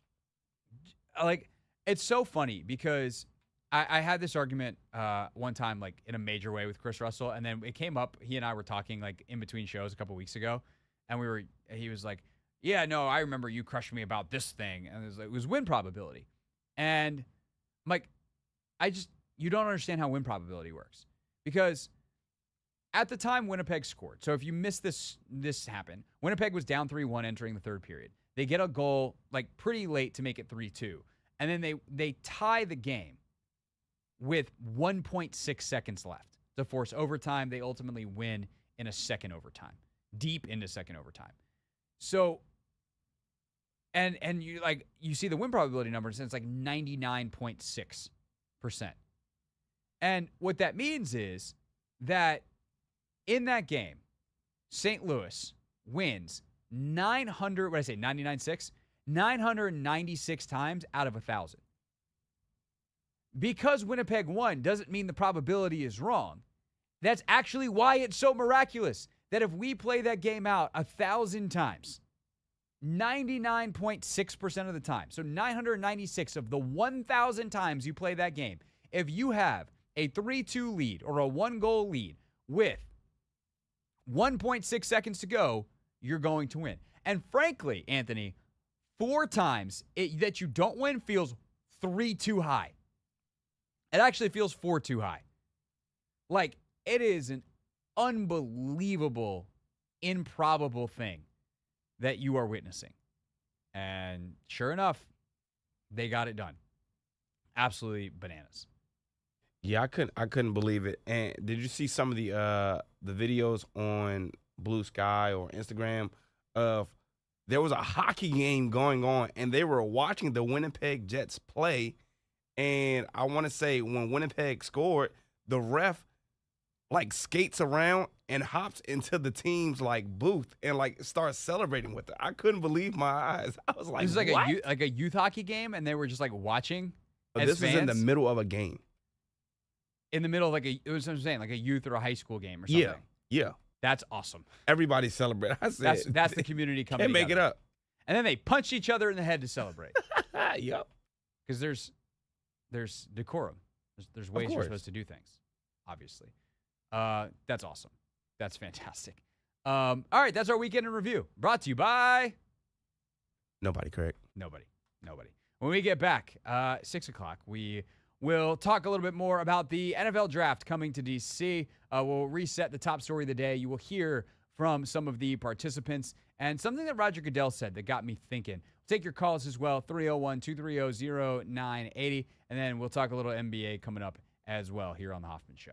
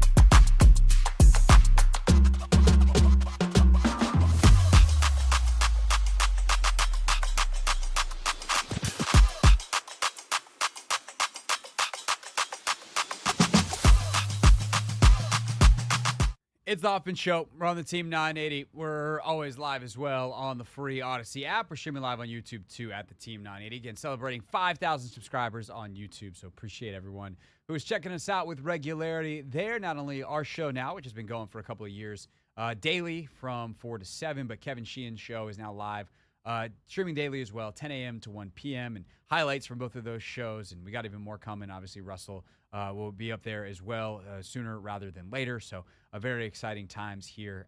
Plus, Denton's office still popping every now and then, so all kinds of fun stuff happening on YouTube at the Team 980 where you can subscribe. Big story of the day across the station, across the region, across the city. The 2027 NFL Draft is coming to Washington, D.C. It was announced in an Oval Office announcement this morning. A couple of words from the president, a couple of words from D.C. Mayor Muriel Bowser, a couple of words from Josh Harris, and some from Roger Goodell as well. I'm going to play you just two. I'm going to play you Mayor Bowser on what it means for the city. And I actually thought what Roger Goodell said was really interesting and something he said that I want to parse out that I think is really important. But first and foremost, here is Mayor Bowser on what this means for the city getting the 2027 NFL Draft. We are delighted to be here with the Washington Commanders, the NFL, and the president to talk about this very exciting announcement for Washington, D.C. We believe in investing in sports because they have helped us transform neighborhoods, and the NFL bringing this event to the nation's capital will help us fill hotel rooms, our restaurants, and Americans from all 50 states will come to their nation's capital and enjoy our beautiful city and museum. So we're just delighted to be here, and we want to thank everybody for all the hard work to get here. And this is something that they have been working on for years, to be clear. This 2027 draft is something that is not a new thing. It is not in conjunction with the RFK site or the RFK site being unlocked. There's been a lot of work to try to get the NFL draft to DC for a long time, and it just so happens that it's really convenient that it's happening for the mayor and for the team and for the NFL right now. And I will say, it is to me a shrewd political move to involve particularly this president in this, because this president, more than probably any other president ever, has his House of Congress under his control. They do what he says. And again, I'm not assigning whether that is good or bad or whatever in the long term, at least not on this show. That is a different show for a different time, or for me to share my thoughts on that with people not into a microphone off the air. But realistically, that is how it goes. This president has a hold on his side of the House, literally, and they are currently the majority. And if DC City Council decides to get cute with this RFK deal, they could put up legislation which would likely pass the House and then should probably pass the Senate as well, or could certainly pass the Senate as well. And then if it obviously winds up on President Trump's desk because he's the one who initiated it, he would sign it to renege on the stadium deal and the RFK deal. And then get involved himself in building a football stadium, because these are the kinds of projects that he enjoys being a part of. And so I think it's a shrewd political move to involve him, but also there's probably some necessity to involve there is necessity to involve the federal government to do something on the National Mall, because that is federal land. There's no DC City to any of that outside of the collaboration that happens when it comes to the security element and DC or MPD being involved in that. So then there is the trickle down to the stuff outside of the mall of the actual event that Mayor Bowser is just talking about. When she talks about hotel rooms, restaurants, then the other things that happen in the city that people do in terms of activities. Do you go see a show? Do you go see, go to a movie at a movie theater that is in the district, or frankly, the suburbs in Maryland and Virginia? We'll see some boon from this as well, from a trickle down in the hotels, the restaurants, the movie theaters, the whatever else folks want to do with their time, the museums that are in and around DC. So there's just a ton here that is an economic boon for the city. We know Bowser not only likes that, and the math can be whatever the math is on that, but she also likes the status that comes with hosting big events. she, like all politicians, like being the center of attention. This allows DC to be the center of attention and tell a story about itself as a great American city. And not to say that it's not, just it enhances that story that they all like to tell when they are the ones in charge, because it reflects positively on them. I thought what Roger Goodell said, frankly, is more interesting, though, because there's something he says at the end here that made me stop for a second, and I want to unpack it. Here's Goodell. Great entertainment and sports events. The draft has really become one of the great entertainment and sports events. Just a week ago in Green Bay, we had over 600,000 people attend. The year before in Detroit, we had close to 800,000.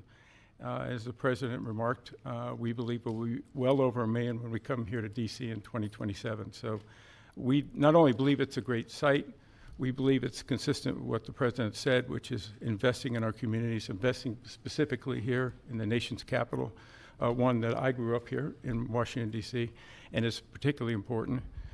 We think we can have a tremendous impact on this community, and it will not just be an event, it will be something that will show the world how far the nation's capital has come and where it's going. So we're very excited about that.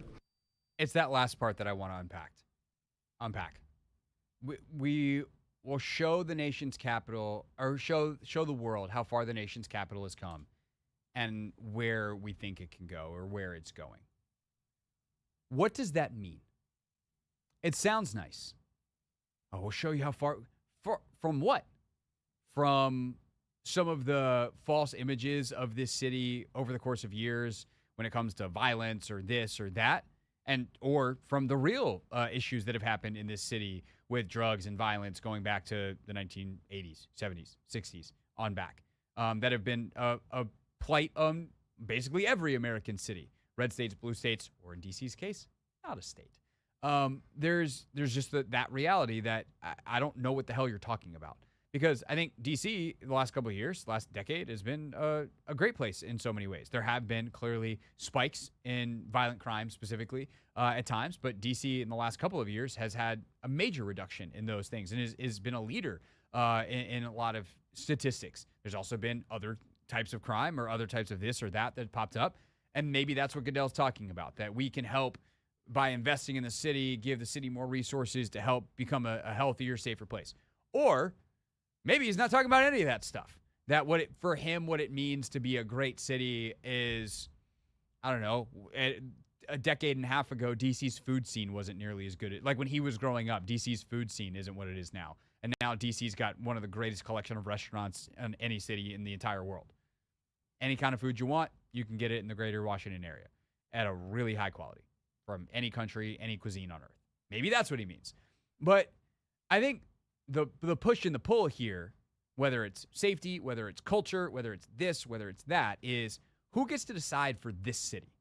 Because there's just a undeniable reality and an undeniable tension between the fact that we are the nation's capital. We are a city that is heavily impacted by a transient community around the federal government, but also a place that is a tourist destination for all Americans, right? And I don't mean that in any kind of grandiose way, other than in the same way that Paris is a city for all French folks.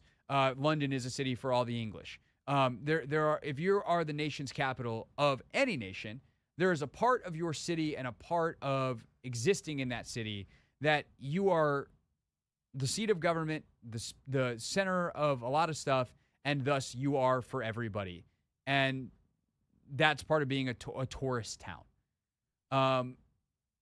By the same token, there's an entire ecosystem of humans in this city that happen to be here outside of the federal government. I am certainly a part of that, even though I have talked so much politics and so much about the government because of this particular topic over the last couple of years and the congressional investigations into Dan Snyder. I didn't come here because of that. It just happens to be a side effect of the actual football team that I cover. I came here to cover a football team and have grown to cover all the other sports as well over my 10 years in DC. But I think that's that tension, that conflict at the center of we're going to help shape DC for what it can be. I don't want the NFL shaping my city. I want the NFL to contribute money, but I want the people that are of here and from here, who live here, who this is home, that when all those million people that come in leave, that will still be here. I want that to be the guiding principle. It's why I want, the DC city government to be heavily involved, not the federal government running everything. The federal government is for everybody. It's really important. I believe in the power of the federal government. But the local government, that's where we have the direct lines of our city. Or if you are talking about the tangential effects of the DMV, what you get if you're in Arlington or Alexandria or Montgomery County or PG County and the surrounding areas here.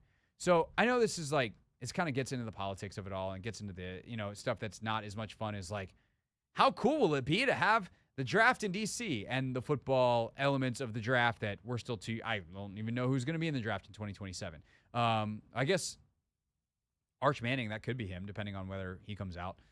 So the kid from Ohio State, the receiver who's sick, those guys will be in that draft. So I guess I know some people. But the point is, this stuff is really important, and this stuff can be transformational if done correctly, and frankly transformational if it's done incorrectly. And I just really hope that the right people and the right voices get to guide what kind of transformation is made as this gigantic event comes to DC 2 years from now. It's the Hoffman Show. We're on the Team 980. We're always live as well on the free Odyssey app. When we get back, your calls on all of that at 301-230-0980. But first, the latest in the world of women's sports. It's presented to you by Wawa. Chicken how you wanna at Wawa with customizable roasted or crispy chicken sandwiches.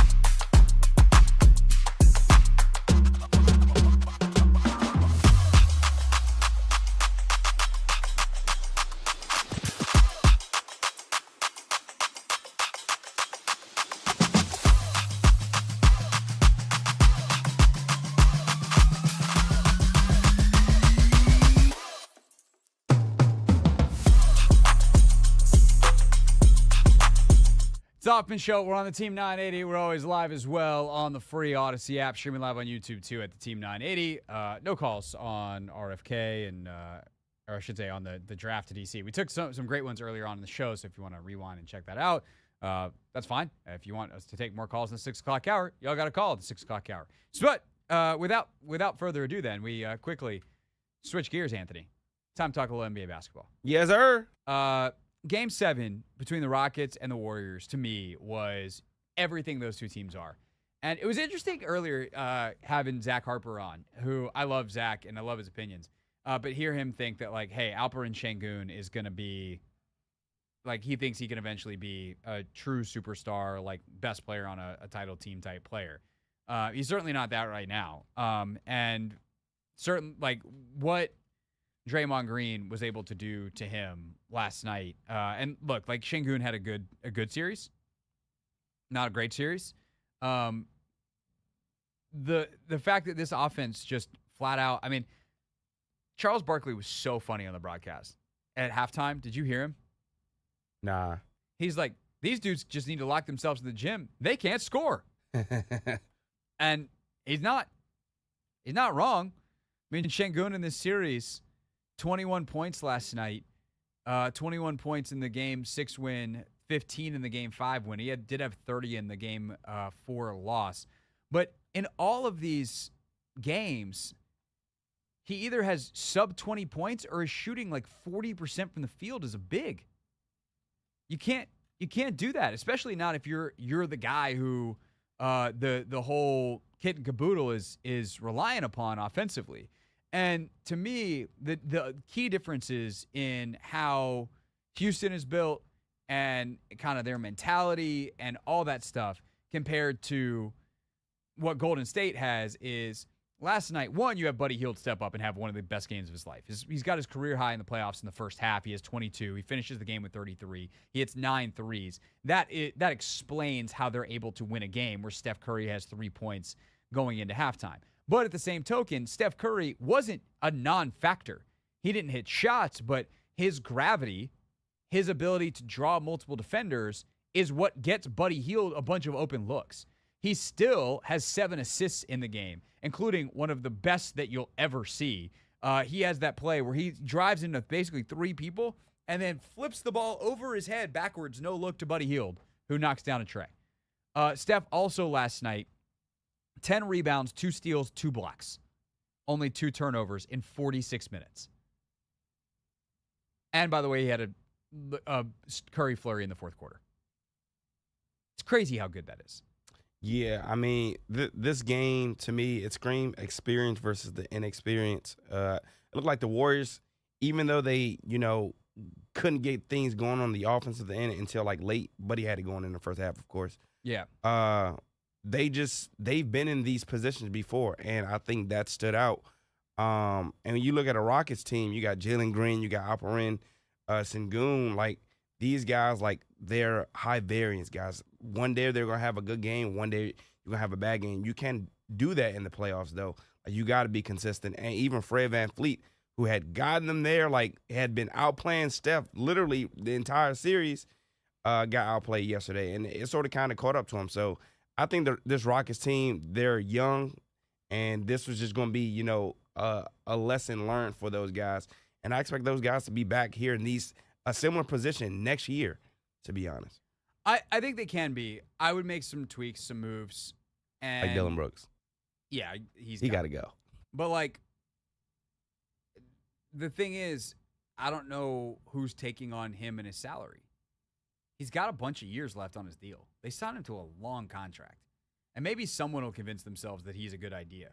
But 8 points last night, 2 turnovers, 1 assist, 2 rebounds. Just nothing. 3 for 9. He gives you nothing, and he instigates and takes bad shots. Şengün last night, 9 for 23. He's got 14 rebounds, 5 assists. Like, he's a really, really good player. I just don't know if he's ever going to be good enough defensively to truly be one of the dominant forces in this league, like one of the 6 guys, if you will. I mean, if he can consistently knock down the mid-range, because Draymond was giving him that elbows, free throw extended, or even the floaters in the lane that, Hardenstein has made popular amongst bigs. Like, if he gets those couple of shots down, he's going to be a tough force to deal with. Look, and if he can extend his range out to three-point range consistently, like, now we're talking about a different kind of offensive player. Now we're talking about a guy who is, like, more in the Dirk mold because he's got all the mid-rangey moves, post, that kind of stuff. But he's just such a unique guy. And can you build an offense around a post player in the 2025 NBA? Like, I don't know. Houston's going to find out. And I think they've got a bunch of the right pieces to find out. Amen Thompson's special, man. Like, that kid is holy crap. Zach was talking about how the G League kids, like Jalen Green, the G League Ignite kids, like, it's just a bunch of lost prospects, it seems like. Some of the overtime elite kids, like the Thompson twins, like Alex Sarr, they seem to have gotten some stuff right in that program. And 24-9 last night, and he can't even shoot yet. Like, what happens when he figures out how to shoot? And defensively, what he does, the intensity he plays with, the consistency is outrageous. I think Houston's in a weird spot. And maybe they run it back, and Şengün's only 22, Thompson's super young, Green's super young, Van Vliet, like, he's excellent.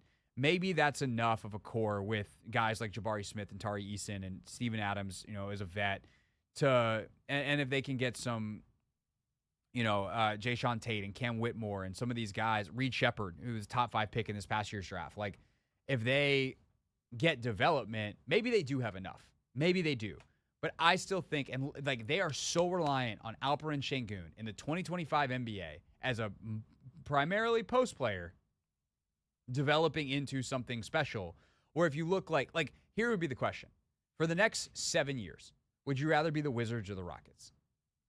And obviously, this question becomes a lot easier to answer a week from now. A week from now is the NBA draft lottery. Wizards win the draft lottery, they're getting Cooper Flagg. The answer is the Wizards. But even now, knowing that you probably have 2 more years of draft lottery, you have all this young talent, and you still have the flexibility to move the vets around in a way that the Rockets don't quite have as much, who would you rather be? One was second to last. I like the Rockets' young talent now, though, Craig. I'm not going to lie. I think you probably, most people would say the Rockets. I think most people would say the Rockets because they have Şengün. They have all this young talent. But they're also like 2.5, 3 years ahead of where the Wizards are in the build. Yeah, that's fair. And so I think the question is, would you rather have some of the known commodities that the Rockets have where you're like, oh, we got us an all-star in Şengün. We have an all-NBA potential type player if you think he's that guy. Or would you rather have the flexibility and the openness of Washington where there's way more unknowns, but you have a heck of a blank slate ahead of you? And I mean, it really comes down to like how much you like Alperen Şengün. That to me is the question. Or Jalen Green. Yeah. I think it comes down to how much you like Alperen Şengün. Like Green's a wild card, man. He is, man. He did not do himself justice this series. This was bad. Super talent. And that's the thing. You got to have it all. You got to have the physical talent. You got to have the mental talent. And that stuff is a talent. Like, I got to know. This is why Dawkins all the time, the Wizards GM, talks about you got to know the person. You have to know the people. And I don't know, based on what we've seen from Jalen Green, if he's ever going to be, like, is he going to be J.R. Smith? Or is he going to be something better than J.R. Smith? A more consistent version that's like a genuine all-star. That we're going to find out. Plenty to find out in the upcoming series. Great games. 2 huge series starting tonight. We will talk more NBA playoffs next.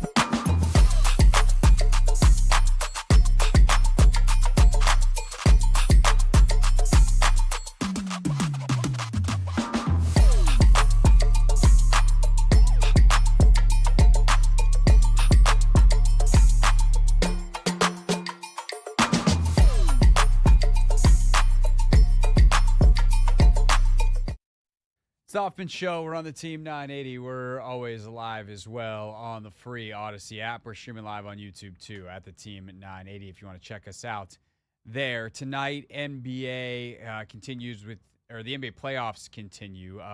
Round 2 kicked off yesterday, actually before round 1 ended technically, because game 1 of the Cavs and Pacers was before game 7 of the Warriors and Rockets. Heck of a game.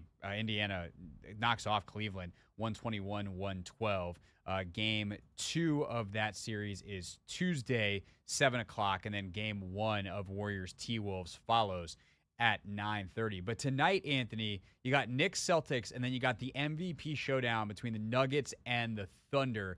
Jokic versus SGA.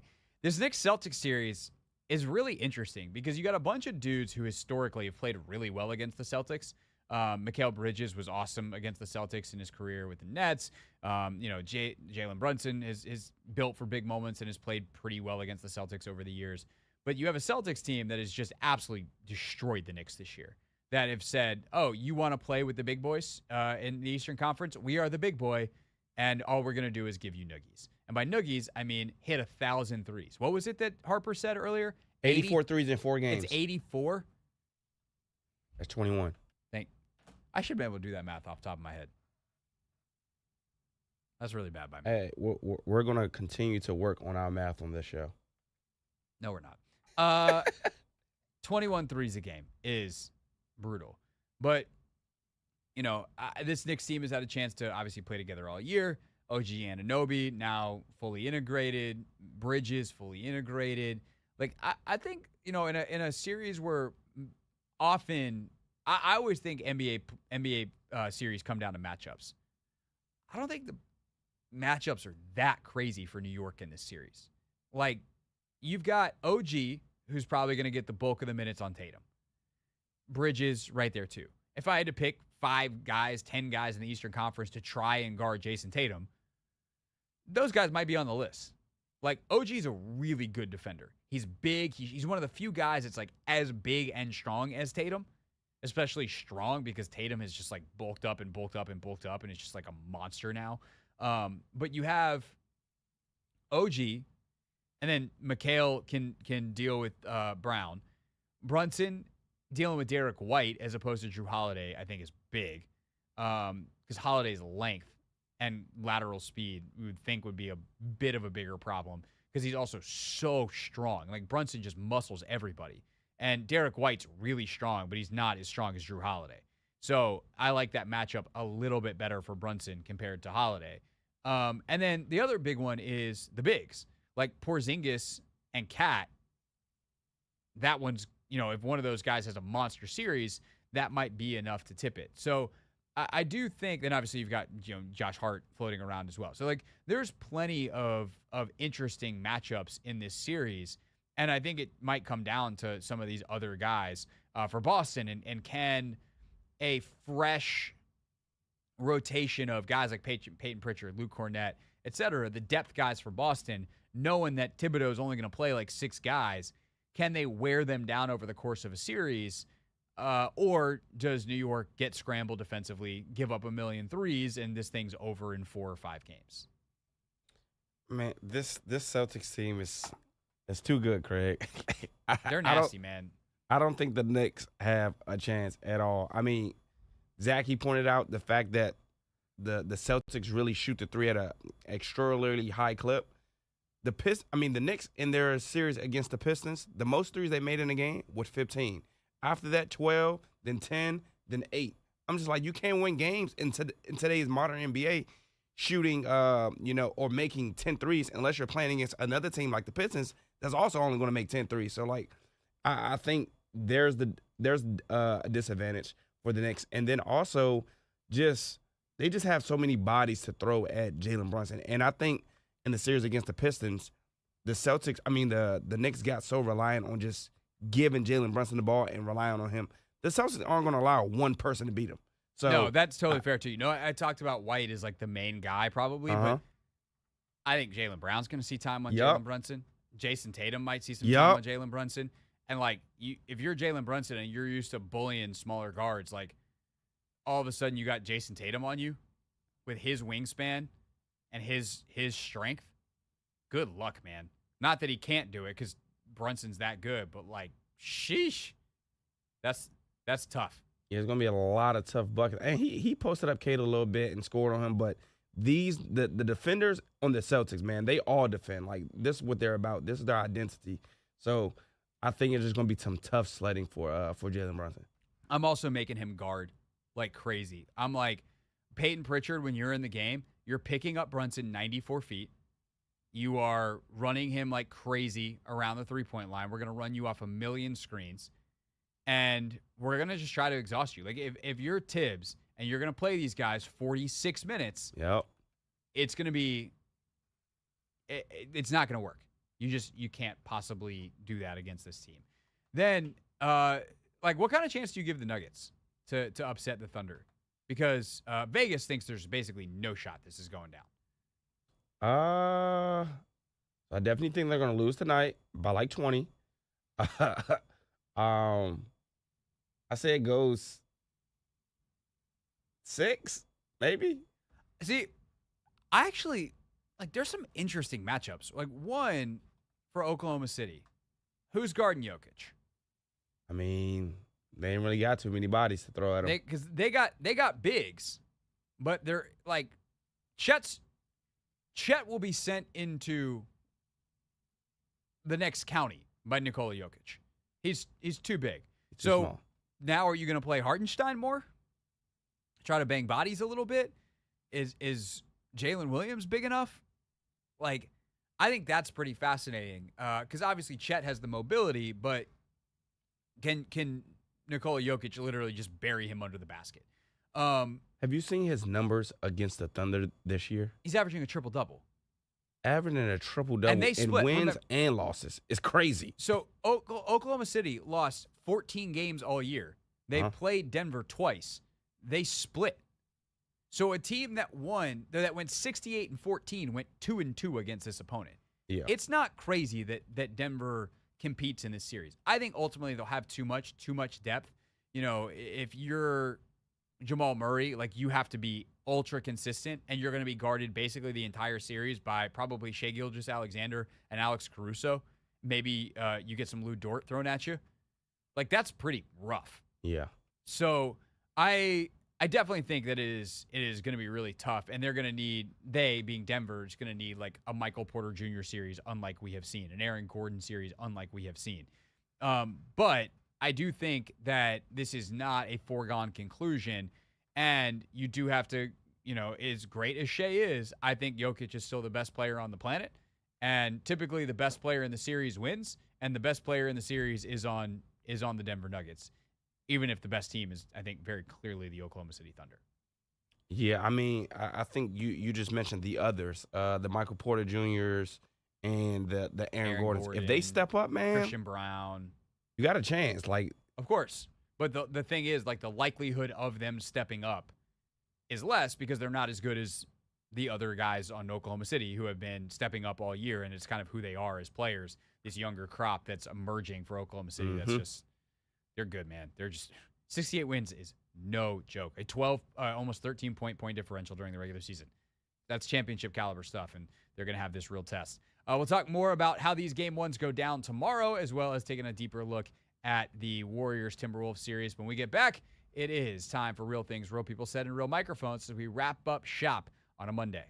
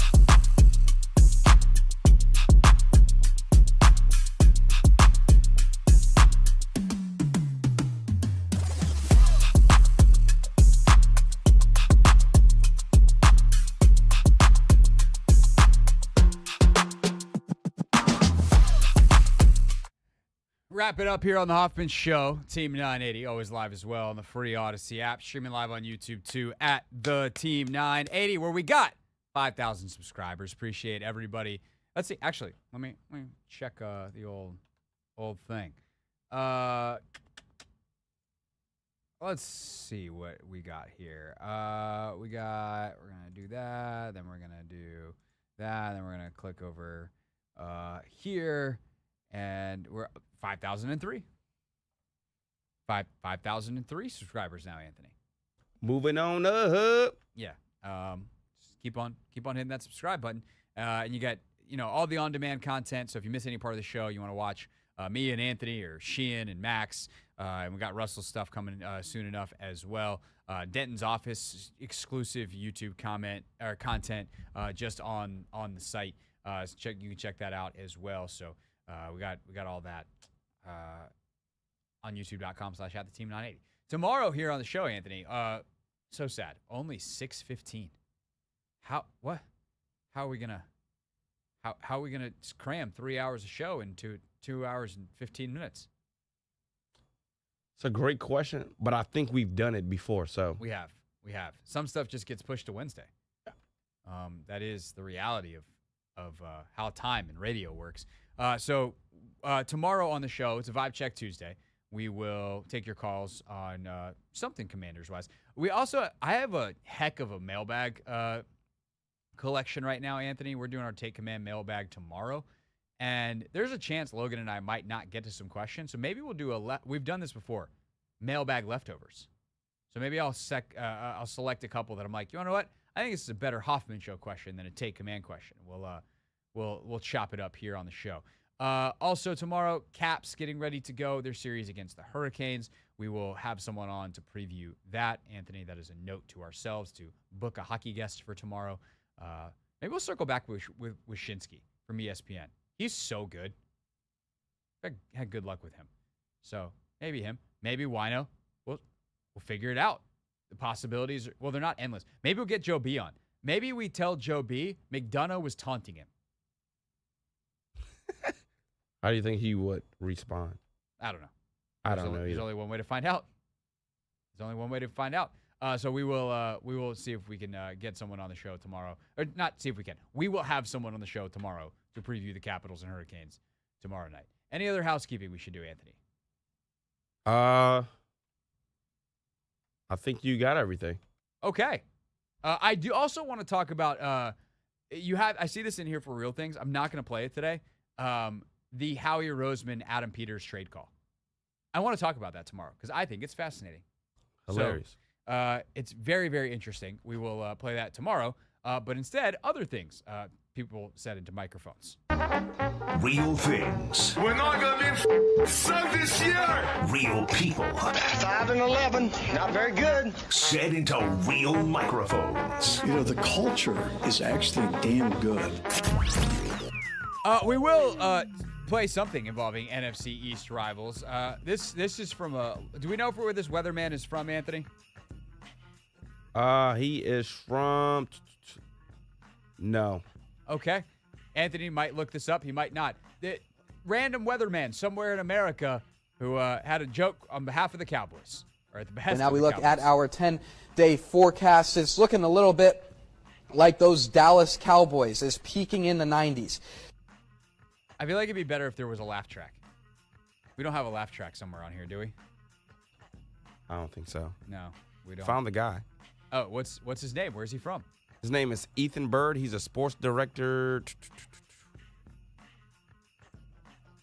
Looking for where? He's doing the weather. They had the sports guy doing the weather. No wonder that's what we got. Peaking in the 90s. Speaking of Texas things, today Greg Popovich announced officially that he is stepping into the president role full time. Had a press conference, and he's no longer the head coach of the Spurs. Flanked by Manu Ginobili and Tim Duncan, here is the 76-year-old Popovich. I'm no longer a coach. I'm El Jefe. He's El Jefe. He's the boss.